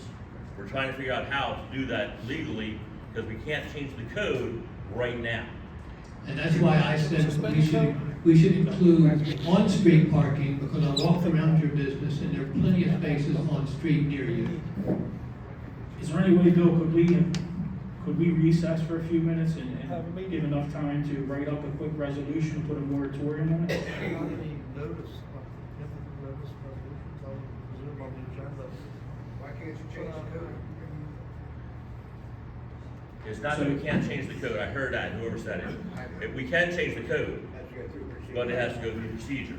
I know, law is stupid. All right, how about let's try to get things a little bit back under control here. I mean, I'm trying to have a conversation with Bill and go from there, but, so you're saying we didn't have enough public notice?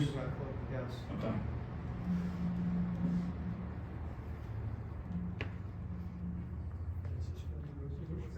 All right, so the only way, Go to a break for a couple of months?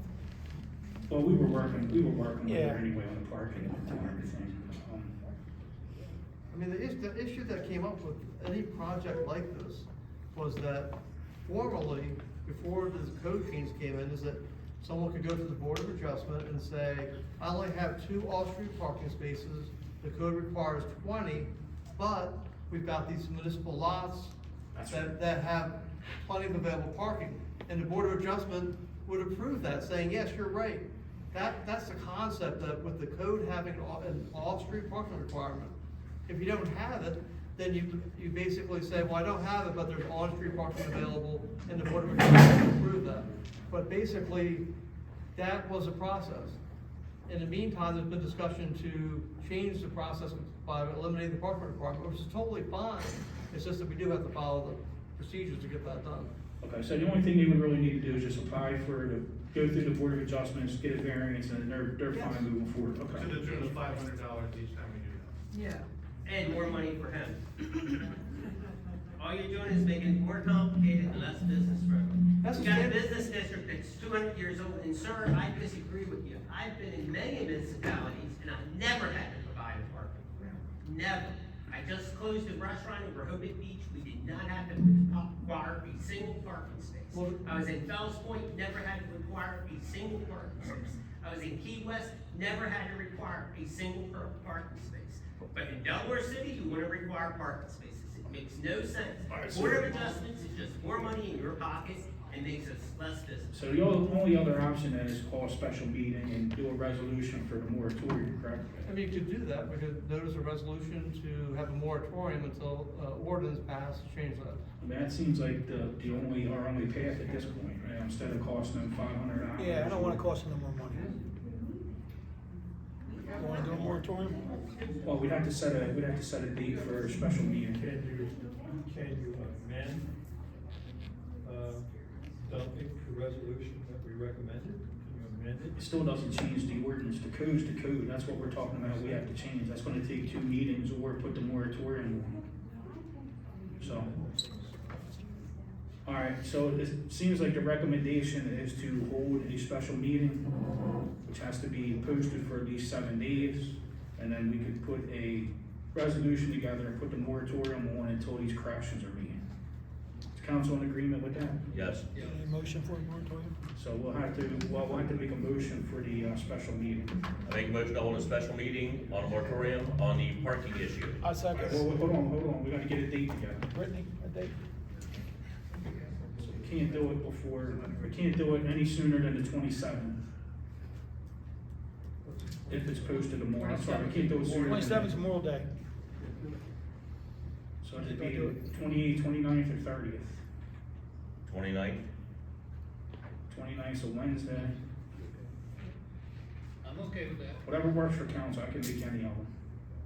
I'm fine with 29. Alright, that's fine too, because honestly, under my report, I was gonna suggest a couple dates for the budget hearing, we can add that to the agenda as well, so. That's a 6 PM meeting? We can do 6 PM, that's fine. So special meeting, May 29th, well, I'm sorry, we can't do May 29th, that's my birthday. Okay. 28th. No way, I'm at the cake. I almost forgot there for a second. My wife would kill me, I wouldn't see next year, so. You don't want a birthday anyway. How about Thursday the 30th? No, 28th. I won't be in town on the 30th. All right, so if it's posted tomorrow, that gives us the 7-day requirement, Bill? Okay. 28th, you're saying? I can do the 28th. All right, so special meeting, May I can do 28th, them all day. 6 p.m. Talk about the moratorium on the parking requirement, and we'll also add the budget workshop to that as well. All right, is that a motion? Motion. All right, motion for a special meeting on May 28th. Second here? Second. Is that, you good with that, Bill? Can you make that date? Okay. All right, all those in favor? Aye. Opposed? All right, motion's carried. All right, new business. Discussion of adding a dog park in the park. So this was kind of solicited from a lot of the residents in town. We're asking for a new amenity, a dog park, somewhere people can take their dogs and, you know, socialize, let their dogs run and stuff like that. I did, in full disclosure, I did reach out to Joel Snow, who talked to the committee members for the Mayor's Ball Fund. We have a balance of $28,922 in the Mayor's Ball account, which will more than cover that. So I just wanted to run it past council and see what everybody's thoughts and discussion. I'm not opposed to the dog park, the question is where? Everybody, from what I polled everybody on Facebook, it was overwhelmingly that people wanted a 7th Street park. They wanted to keep the community center field open for activities and not inhibit the library and all that other stuff. So, Do we know how big it would be? I got a quote on, it's like 400 linear feet of fencing, so it's probably about a half an acre. 400, so yes, so that's what, 20 by 20? 200 by No, 200. it's 100, it's 100, 100 by 100. Okay, 400 linear feet, so it's 100 by 100 by 100, okay, yeah. And where in the park? Is it back in the corner, you know, towards? Adjacent to the, where the basketball court is. Adjacent to the basketball, on the Clinton Street side? Yes. Towards 7th Street or towards the other way? Towards Nolan Lane. Towards 8th Street? Towards Nolan Lane. Toward Nolan Lane, okay.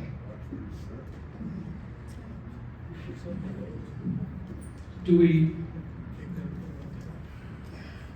again, I don't have a problem with the dog park either. I just want to make sure that, you know, we think it through carefully. You know, are we considering any regulations on it? I mean, you know, that people have to be there with their dog, or, you know, anything like that? Absolutely, there's a whole set of rules that have to be there. The dogs have to have their shots, they can't be aggressive dogs. How are we gonna manage that? Oh, people are gonna have to self-police it, and if there's an aggressive dog or something like that, they're gonna have to call the police. Okay. Dale, did you have a question? Yeah, I need to interject for that. When I was on the board at Fort DuPont, there were plans at Fort DuPont for a dog park, as part of the RV park. They Yes. required to have a dog park there, you can see, so I'm gonna check with Jim Slavin, see if they already have that covered over there, instead of studying the city lane, something that we done. Yeah, I did, I checked with Tim, I believe all that's pretty much, with the rest of the building over there, a lot of that's been put on hold, so that's why it kinda came up for our side, so. You know. All right, any further discussion? I'd like to, just to make this official, I don't wanna make this decision on my own, I'd like to have a motion that we spend the, funding for the dog park. I make a motion that we spend the money for the Mayor's Ball, $40,000 plus, that's sitting in that account not being used, for the dog park on 7th Street.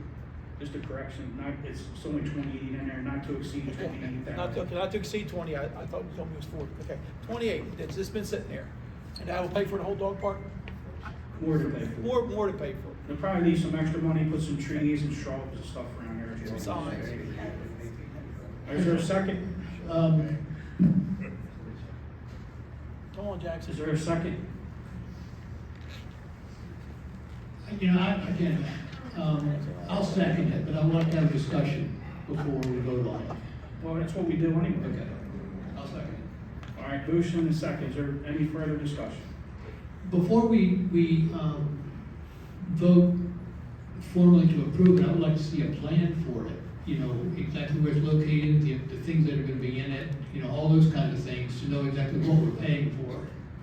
You know, I don't have an issue with using the mayor's ball money, you know, assuming that nobody wants to have a mayor's ball, you know, that the people who, we talked about 2 or 3 months ago decided that, you know, that they weren't gonna do that. But, you know, to me, I would like to know what we're, as a council person, I'd like to know what we're buying. I can explain that, you know, and just in full disclosure, you know, when I managed the parks in Newcastle County, I personally oversaw project management on 5 bar parks in the county. We call them bar parks, but there's no engineered drawings. They don't do drawings like that. You're basically getting 6-foot chain link fence with a pedestrian gate and a sidewalk coming up from 7th Street. It's gonna have a double gate in case they have to get a vehicle in there to do maintenance. And then there's gonna be benches placed periodically around the park for people to sit, obviously, and a couple of signs. A sign that says Bar Park, and the other one that has rules for make sure the dogs are vaccinated, pick up after the dogs. I guess, are we gonna have anything like, you know, ramps or anything like that for dogs to, you know, run up and down or, you know, play on? 'Cause I've seen those in a lot of dog parks too. We can, depending on where the pricing comes in at. Okay, but that's, I mean, again, I'd like to understand the, you know, the total scope of that. Now, if you're saying that, you know, what we're voting on tonight is basically just, you know, fencing and gating and, you know, signs and that sort of stuff, you know, mulch or whatever, you know, you put in for the grounds, As always, this is a vote on, should we look into it, because before we spend the money, it'll come back. This is a vote to approve putting in the dog park. I mean, I don't think we need to have 2 or 3 meetings to talk about putting fence and benches in for the residents to take their dogs to. I mean, It's already seconded, it's done. no, I'm just asking, is there any more discussion? Again, I just wanna make sure that, you know, we know the scope of what we're buying. If you wanna if anybody wants to know firsthand, take a ride to Glasgow Park at 896 and 40, there's a dog park over there. There's one at Iron Hill Park off of Maryland Avenue, that'll show you exactly what we're getting. And that's fine, I've seen the one in Glasgow, you know, I've seen that, I just didn't know that that's what it was. Go ahead, Pat. Okay, yes. I was not on the Mayor's Ball Committee, but several of my good friends were, and they put a lot of hard work into that. This money is not government money. It is money that was raised by hardworking citizens of this town. And I think it should be viewed as such. Well, you know, we talked about that, and I said at that meeting that we needed to have an understanding that, you know, the money, people who gave the money for the marriage ball had ample say, and, you know, we were not using it, we're not taking money away from them. I agree with you. I made an assumption that, you know, the mayor had gone through that process. Now, if that process hasn't been gone through, then, you know, I will withdraw my second, but because I think that, again, I understood from our meeting back in January, February, whenever we talked about it, that money was donated for a mayor's ball. And so, you know, it needs to be kept for that, you know, until a decision can be made by those who, you know, that is consistent with people's wishes who gave that money, basically. Yes, everything was done in cooperation with the committee. It's been 5 years. The money has been sitting there for 5 years, so, you're looking at something to do, you know, the community wants to do, the community wants to have the amenity, and do a good use of the funds. I think it's great, but we have it all. We've been all over the country with camping, and dog parks are different. They're not all the same. Some are mud, some have water, some don't have water. Absolutely. So I think a plan to know what you're gonna have. Some have 2 sides, one for small dogs, one for big dogs. They're not all the same. And if you just let, you know, say generally a dog park, I mean, you could have anything. Well, it's not gonna have water and all that, we just don't have the money for all that, unfortunately. Lynn, did you have something? Yeah. The mayor's ball money was not raised to have another mayor's ball. The mayor's ball money were donations from a lot of different entities that contributed to this great event. The mayor himself got to choose where the money went. A good That's portion, correct. probably 50% of the money went to, donations to the fort. The other half of the money from that particular mayor ball was already designated to a project that, took a while to approve, and then switching mayors, somehow it just got put on hold. So I think the first thing we have to do is figure out whether we can take the original mayor's ball money that was supposed to go to a big pavilion and say, we don't really need this pavilion now, can we change it into something for a dog park? Just so it meets all the legalities and the people that contributed all their time and money to make these events happen. And they raised a lot of money at these mayor ball. The tickets were high, the contributions were high, the auctions brought in a lot of money. So I think that before we decide that we're just gonna go ahead and do this, maybe we need to decide on whether we can do this, because wasn't the money legally designated for something else?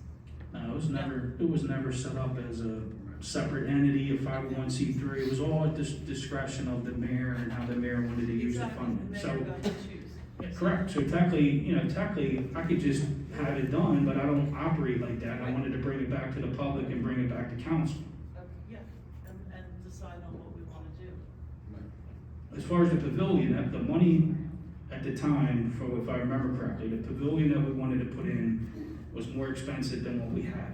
You can't put in the size of pavilion that we needed for the money that we have available. So the compromise was to fix up the gazebo that was in the park, and that's where, Pavilion came in $40,000 Yes. for the pavilion. yes. And by the way, full disclosure, I did submit to Nicole Poor, it's called CRF fund, Community Reinvestment Fund. It's basically the bond money that we ask for from the state every year. I did ask for funding for a pavilion through the CRF fund. Now, that has to be approved through Dover, but I did request money for another pavilion. Right, but the pavilion did come in at $40,000. Yes. HPC approved it. And I know Correct. exactly how much it cost, and this was what, 8 years ago? Or 4? It's probably been about 5 or 6, yes. It was pre-COVID, yes. Yeah, pre-COVID, so I'm sure now it's probably got somewhere about $60,000. Yeah, to do that same deal. My personal opinion is, I think a dog park would be really worthwhile. Hey, Jack, do you have anything, sir? Yeah, I'd like to interject on something she kind of elaborated on, was the fact that the mayor's ball seemed to generate so much cash flow. Why don't we continue it? Yeah, that's another. Well, I think we decided we were going to now that we're pretty much out of COVID. So that's, the decision was to continue the mayor's ball. Then you need seed money. No, we're not gonna spend it all. We're not gonna spend it all. It's not gonna come anywhere near 28,000. Would the balance be there enough to be able to hold the mayor's ball if we decide to pull it off? What's that? Would there be enough still in that fund to do the dog park and still be able to pull off a mayor's ball? Yeah, it's not gonna come anywhere near 28,000. What was the quote for the 400 linear feet of fencing? I believe it came in And is it chain link fencing? at 20, I believe, with all the amenities. I think it was around 20 with all with the sidewalk, the fence, the gates, the amenities, the benches.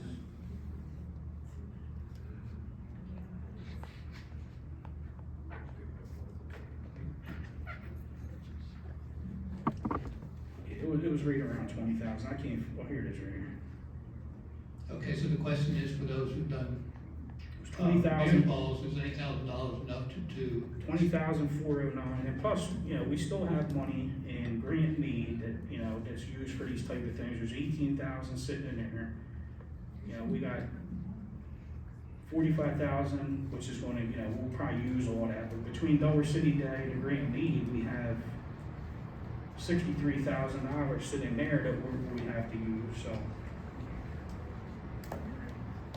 Well, the main reason I brought it back up, sir, was the fact that, a few months back, I remember hearing, John Buckley mention how it brought the community together. I mean, if it's generating funds, bringing the community together, it just seems like a win-win situation. Yeah, I mean, the decision's been made that we're gonna bring the mayor's ball back. You know, this, unfortunately, I think it was generally held this time of the year, so we're gonna have to look, you know, if we wanna pull one off now, we're gonna have to do it fall. Yeah, like February or March. Right, so we're past that point now, so do we wanna have one in the fall and then get back on the regular schedule? But that, we can talk about that. That's another later. thing, I get you. We're mostly talking about the dog park. Okay, Paul, one other quick question. Was this gonna be a chain link fence? Yes. I mean, does that, I'm not sure that our code allows chain link fences in that area. So we need to look at that. I mean, I'm saying, the fence code, I mean, I didn't create the fence code. I guess we'll have to go to the Board of Adjustment then, I guess. Well, again, you know, I'm just saying that, you know, we have that code, that fence code was created years ago, and just ignoring it, again, I don't think is the right thing to do. Well, we're not gonna ignore it. Well, if it says chain link fences aren't allowed there. I have the floor. If it says fencing is not required, or we're not permitted in that area, we'll go to the Board of Adjustment, just like everybody else has to do. Okay, that's fine. Yes. Like somebody said, Fort DuPont, they were planning on doing the dog park. Now, where you're planning on putting it is near people's houses and the street. I mean, it really is not an ideal place. At Fort DuPont, they were going to put it out by the river. They had a space planned out for it. I know it's not, God help me, I know it's not on this side of the canal, but on that side of the canal, there's more space for it. Now, if you guys could put half in, and Fort DuPont could come up with half, you would get twice as nice a park. Plus, where it's gonna be, people are gonna have to drive to it anyway. I don't think a whole lot of people are within walking distance of where you're planning on putting it. It's absolutely within walking distance. That's where everybody wanted it. It's right adjacent to Harbor Estates, where most of the people asked for us to put it.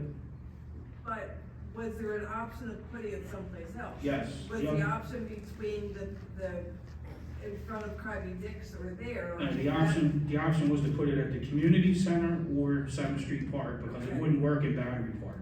Okay. And it was so- overwhelming that they wanted it at 7th Street Park. But was the option of putting it in the woods at Fort DuPont even considered, is what I'm saying? If you only had those three options, but you had a fourth option that was never presented, would people have said, yes, I will drive the extra half a mile to get the trees, to get the river, to get the bigger park, to get more amenities? Personally, honestly, I don't see, even if, when the building picks back up at Fort DuPont, if they put one over there and there's one at 7th Street, I think being spread out enough where people want to have them in walking distance is ideal. I don't see having two being an issue, honestly. I think it's gonna be more of a added amenity myself. But, speaking about dog parks, you definitely, with all the big dogs that are in this neighborhood, you definitely have to have a big dog, small dog. You're gonna have a lot of fights if you have big dog, small dog in one area. There's a lot of consideration. I mean, there's a lot of little dogs around, there's a lot of big dogs around. And you're gonna have a lot of problems if you commingle them. No, trust me, I'm familiar. I've built 5 of them with Newcastle County, so I'm very, very familiar with. So going 100 feet, 100 feet, 100 feet, 100 feet, what about the one in the middle? I mean, you gotta. Well, there's 400 linear feet of fencing. That fencing can be configured in any way we want. That's just 400 linear feet that we're paying for.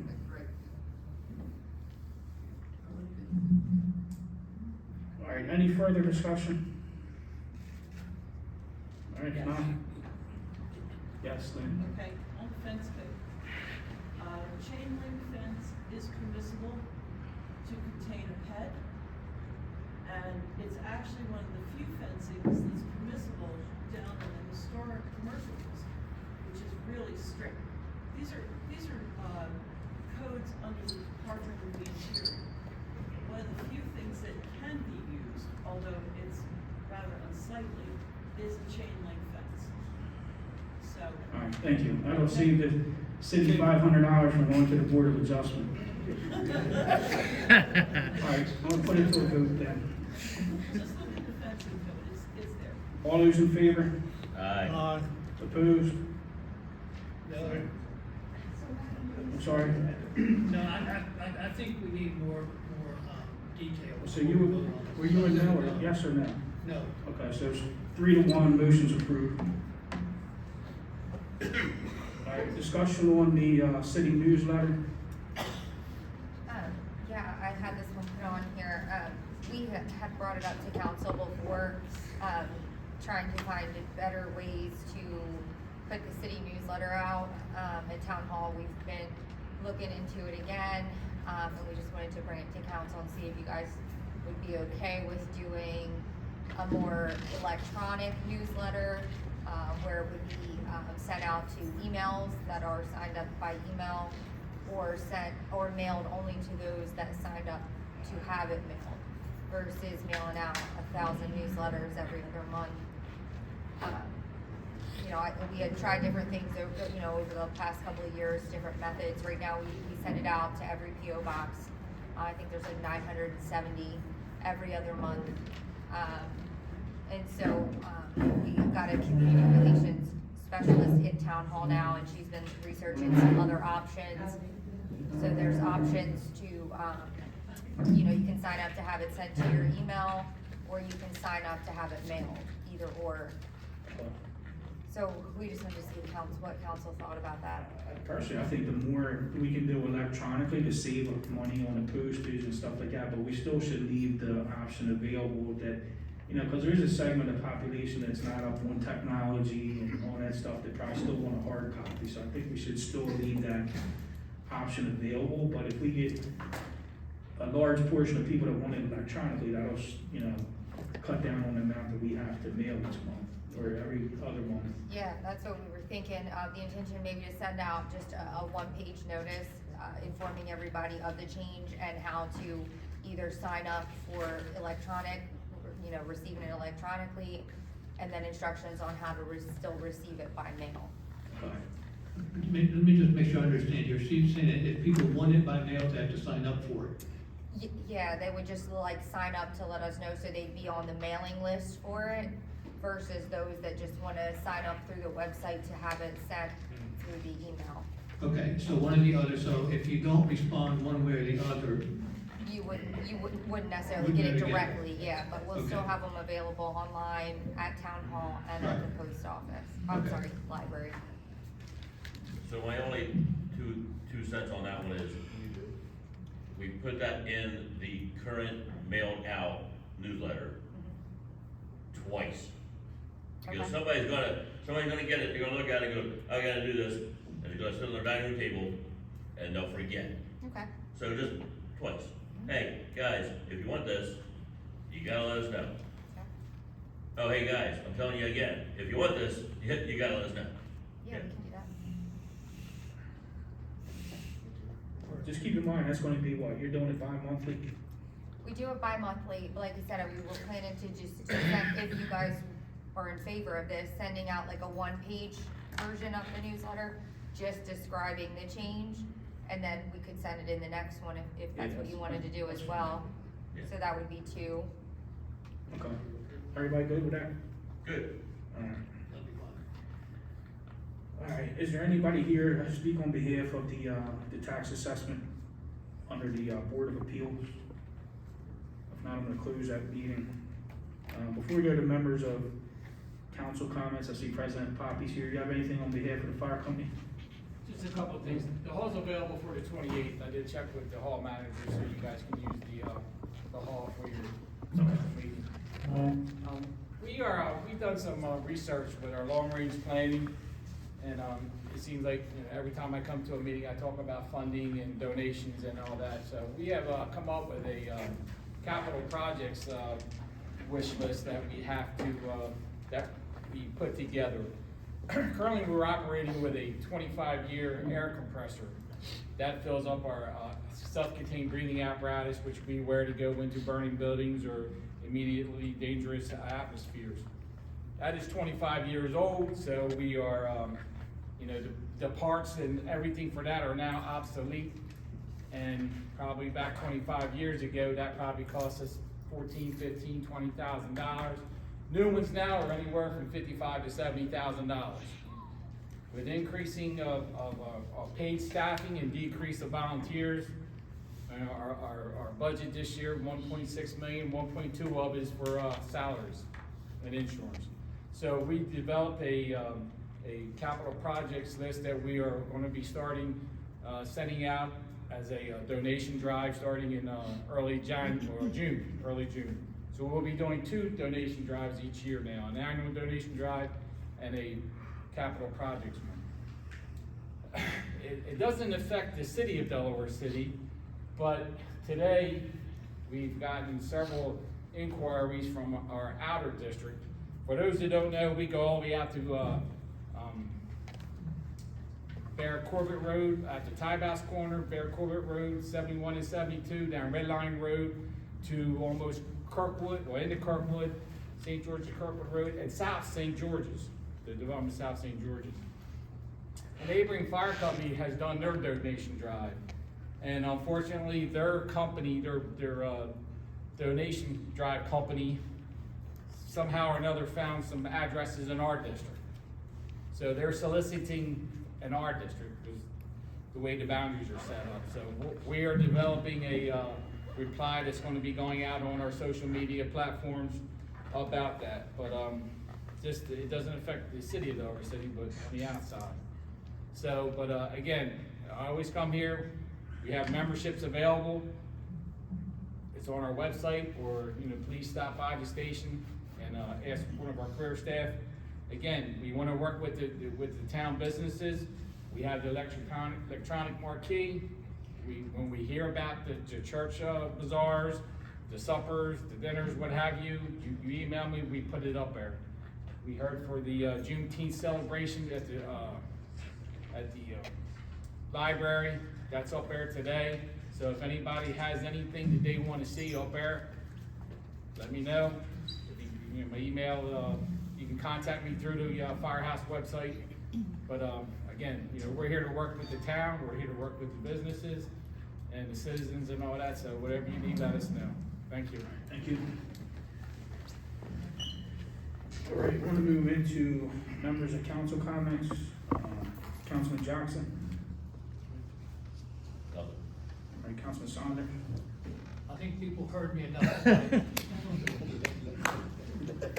Roberts. Not at this time, sir. Councilman Dudley. No, I'm good.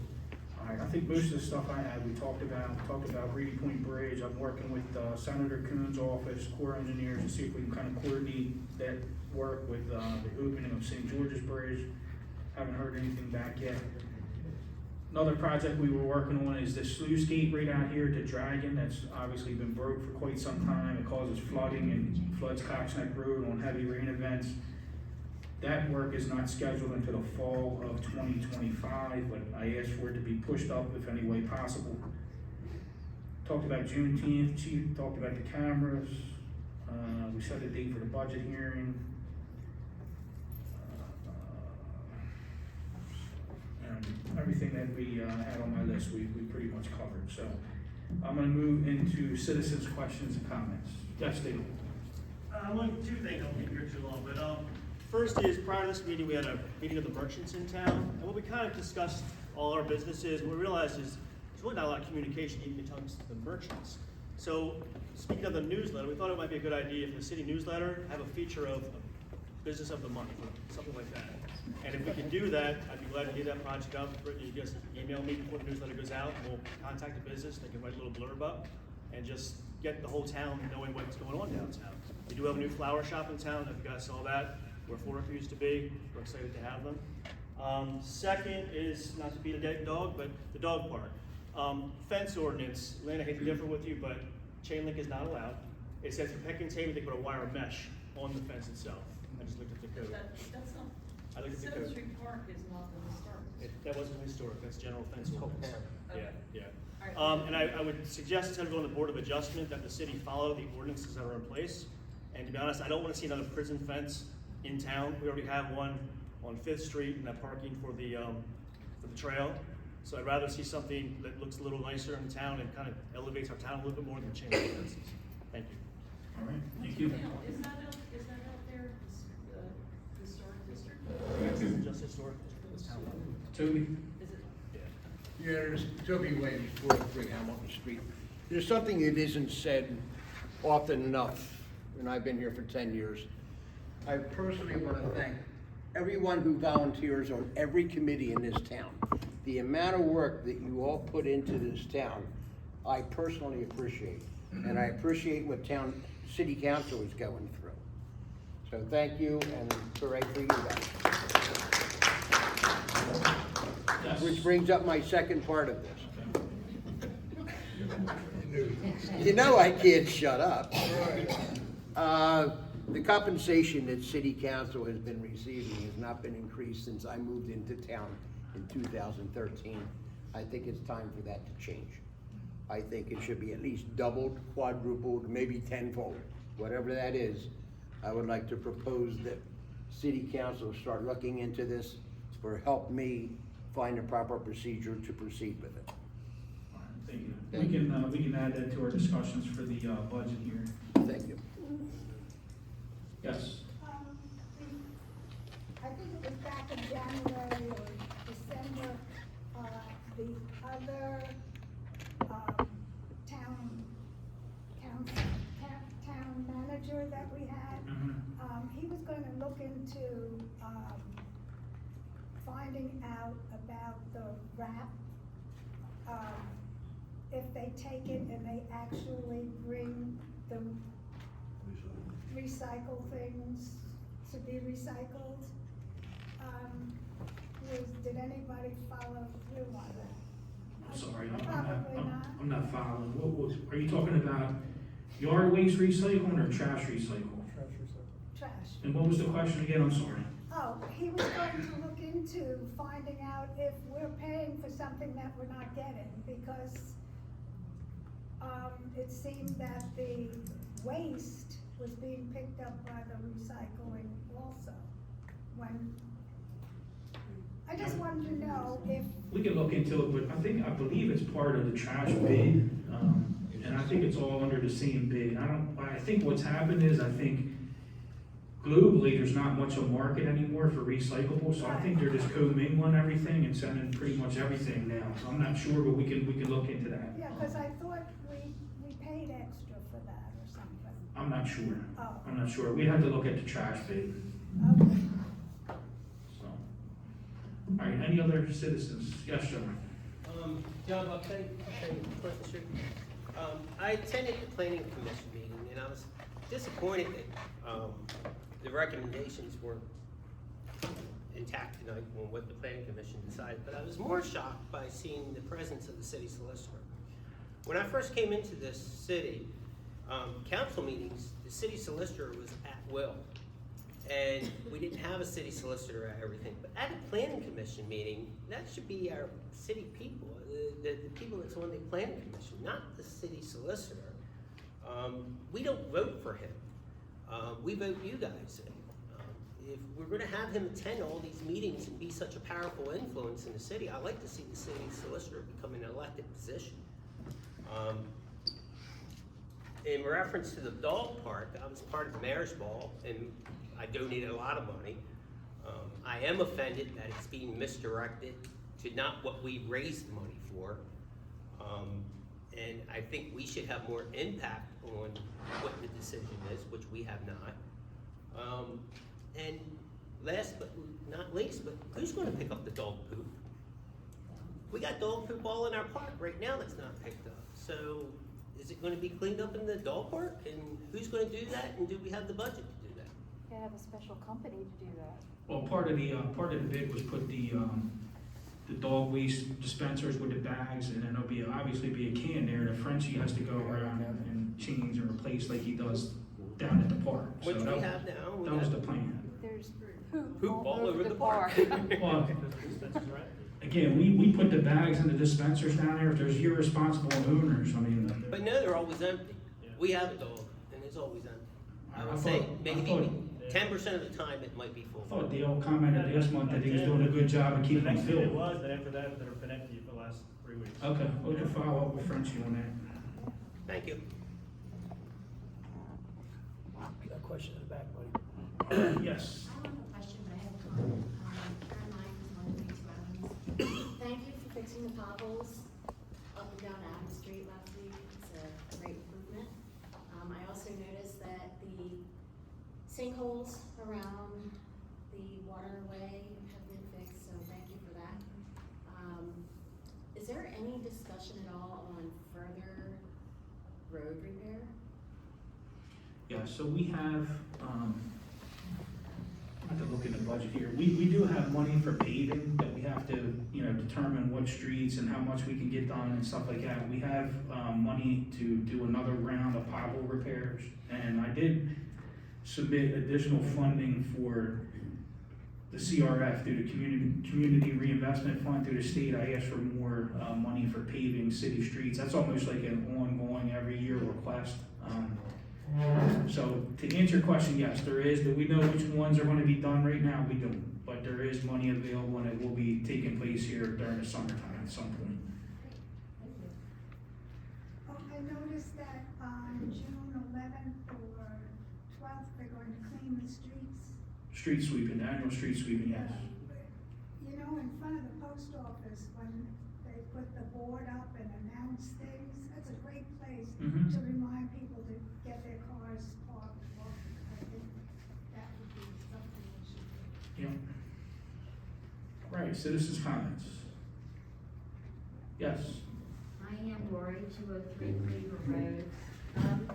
Previously, when Dave Baylor announced the $500 fine if you didn't pick up your doo-doo, is that still in existence? There is something in the code, I don't know the dollar amount, but there is something in the code. Remember, it was in the newsletter when Dave was still here, because he got so many complaints about the dog doo-doo. It was $25, and he upped it to, at the meeting, he upped it. I think it's based on. Yeah, we have to go by the code. It all depends how many times they've been cited. It escalates each time, but I don't know. Are you familiar, Chief? We'd have to look at the code. We'd have to look at the code, but there is something in there. I don't know the dollar amount, honestly. That was one of them. And thank you, Mayor, for keeping on with the state, with the flooding, because I'm afraid someday, I brought it up, several years ago, a concern that, we could be locked in here, especially if they close Reedy Point, with floods. All right, any other citizens' comments? All right, final call. If not, I will entertain a motion to, what time is it? I kind of wanted to go into, it's too late, I'm not gonna do it tonight. I wanted to go into executive session, provide a couple updates on personnel. It's nothing critical. We can do it at a future meeting. Do it at the special meeting? We can do it at a special meeting. So, entertain a motion to adjourn. Motion to adjourn. Second. All right, adjourn, thank you.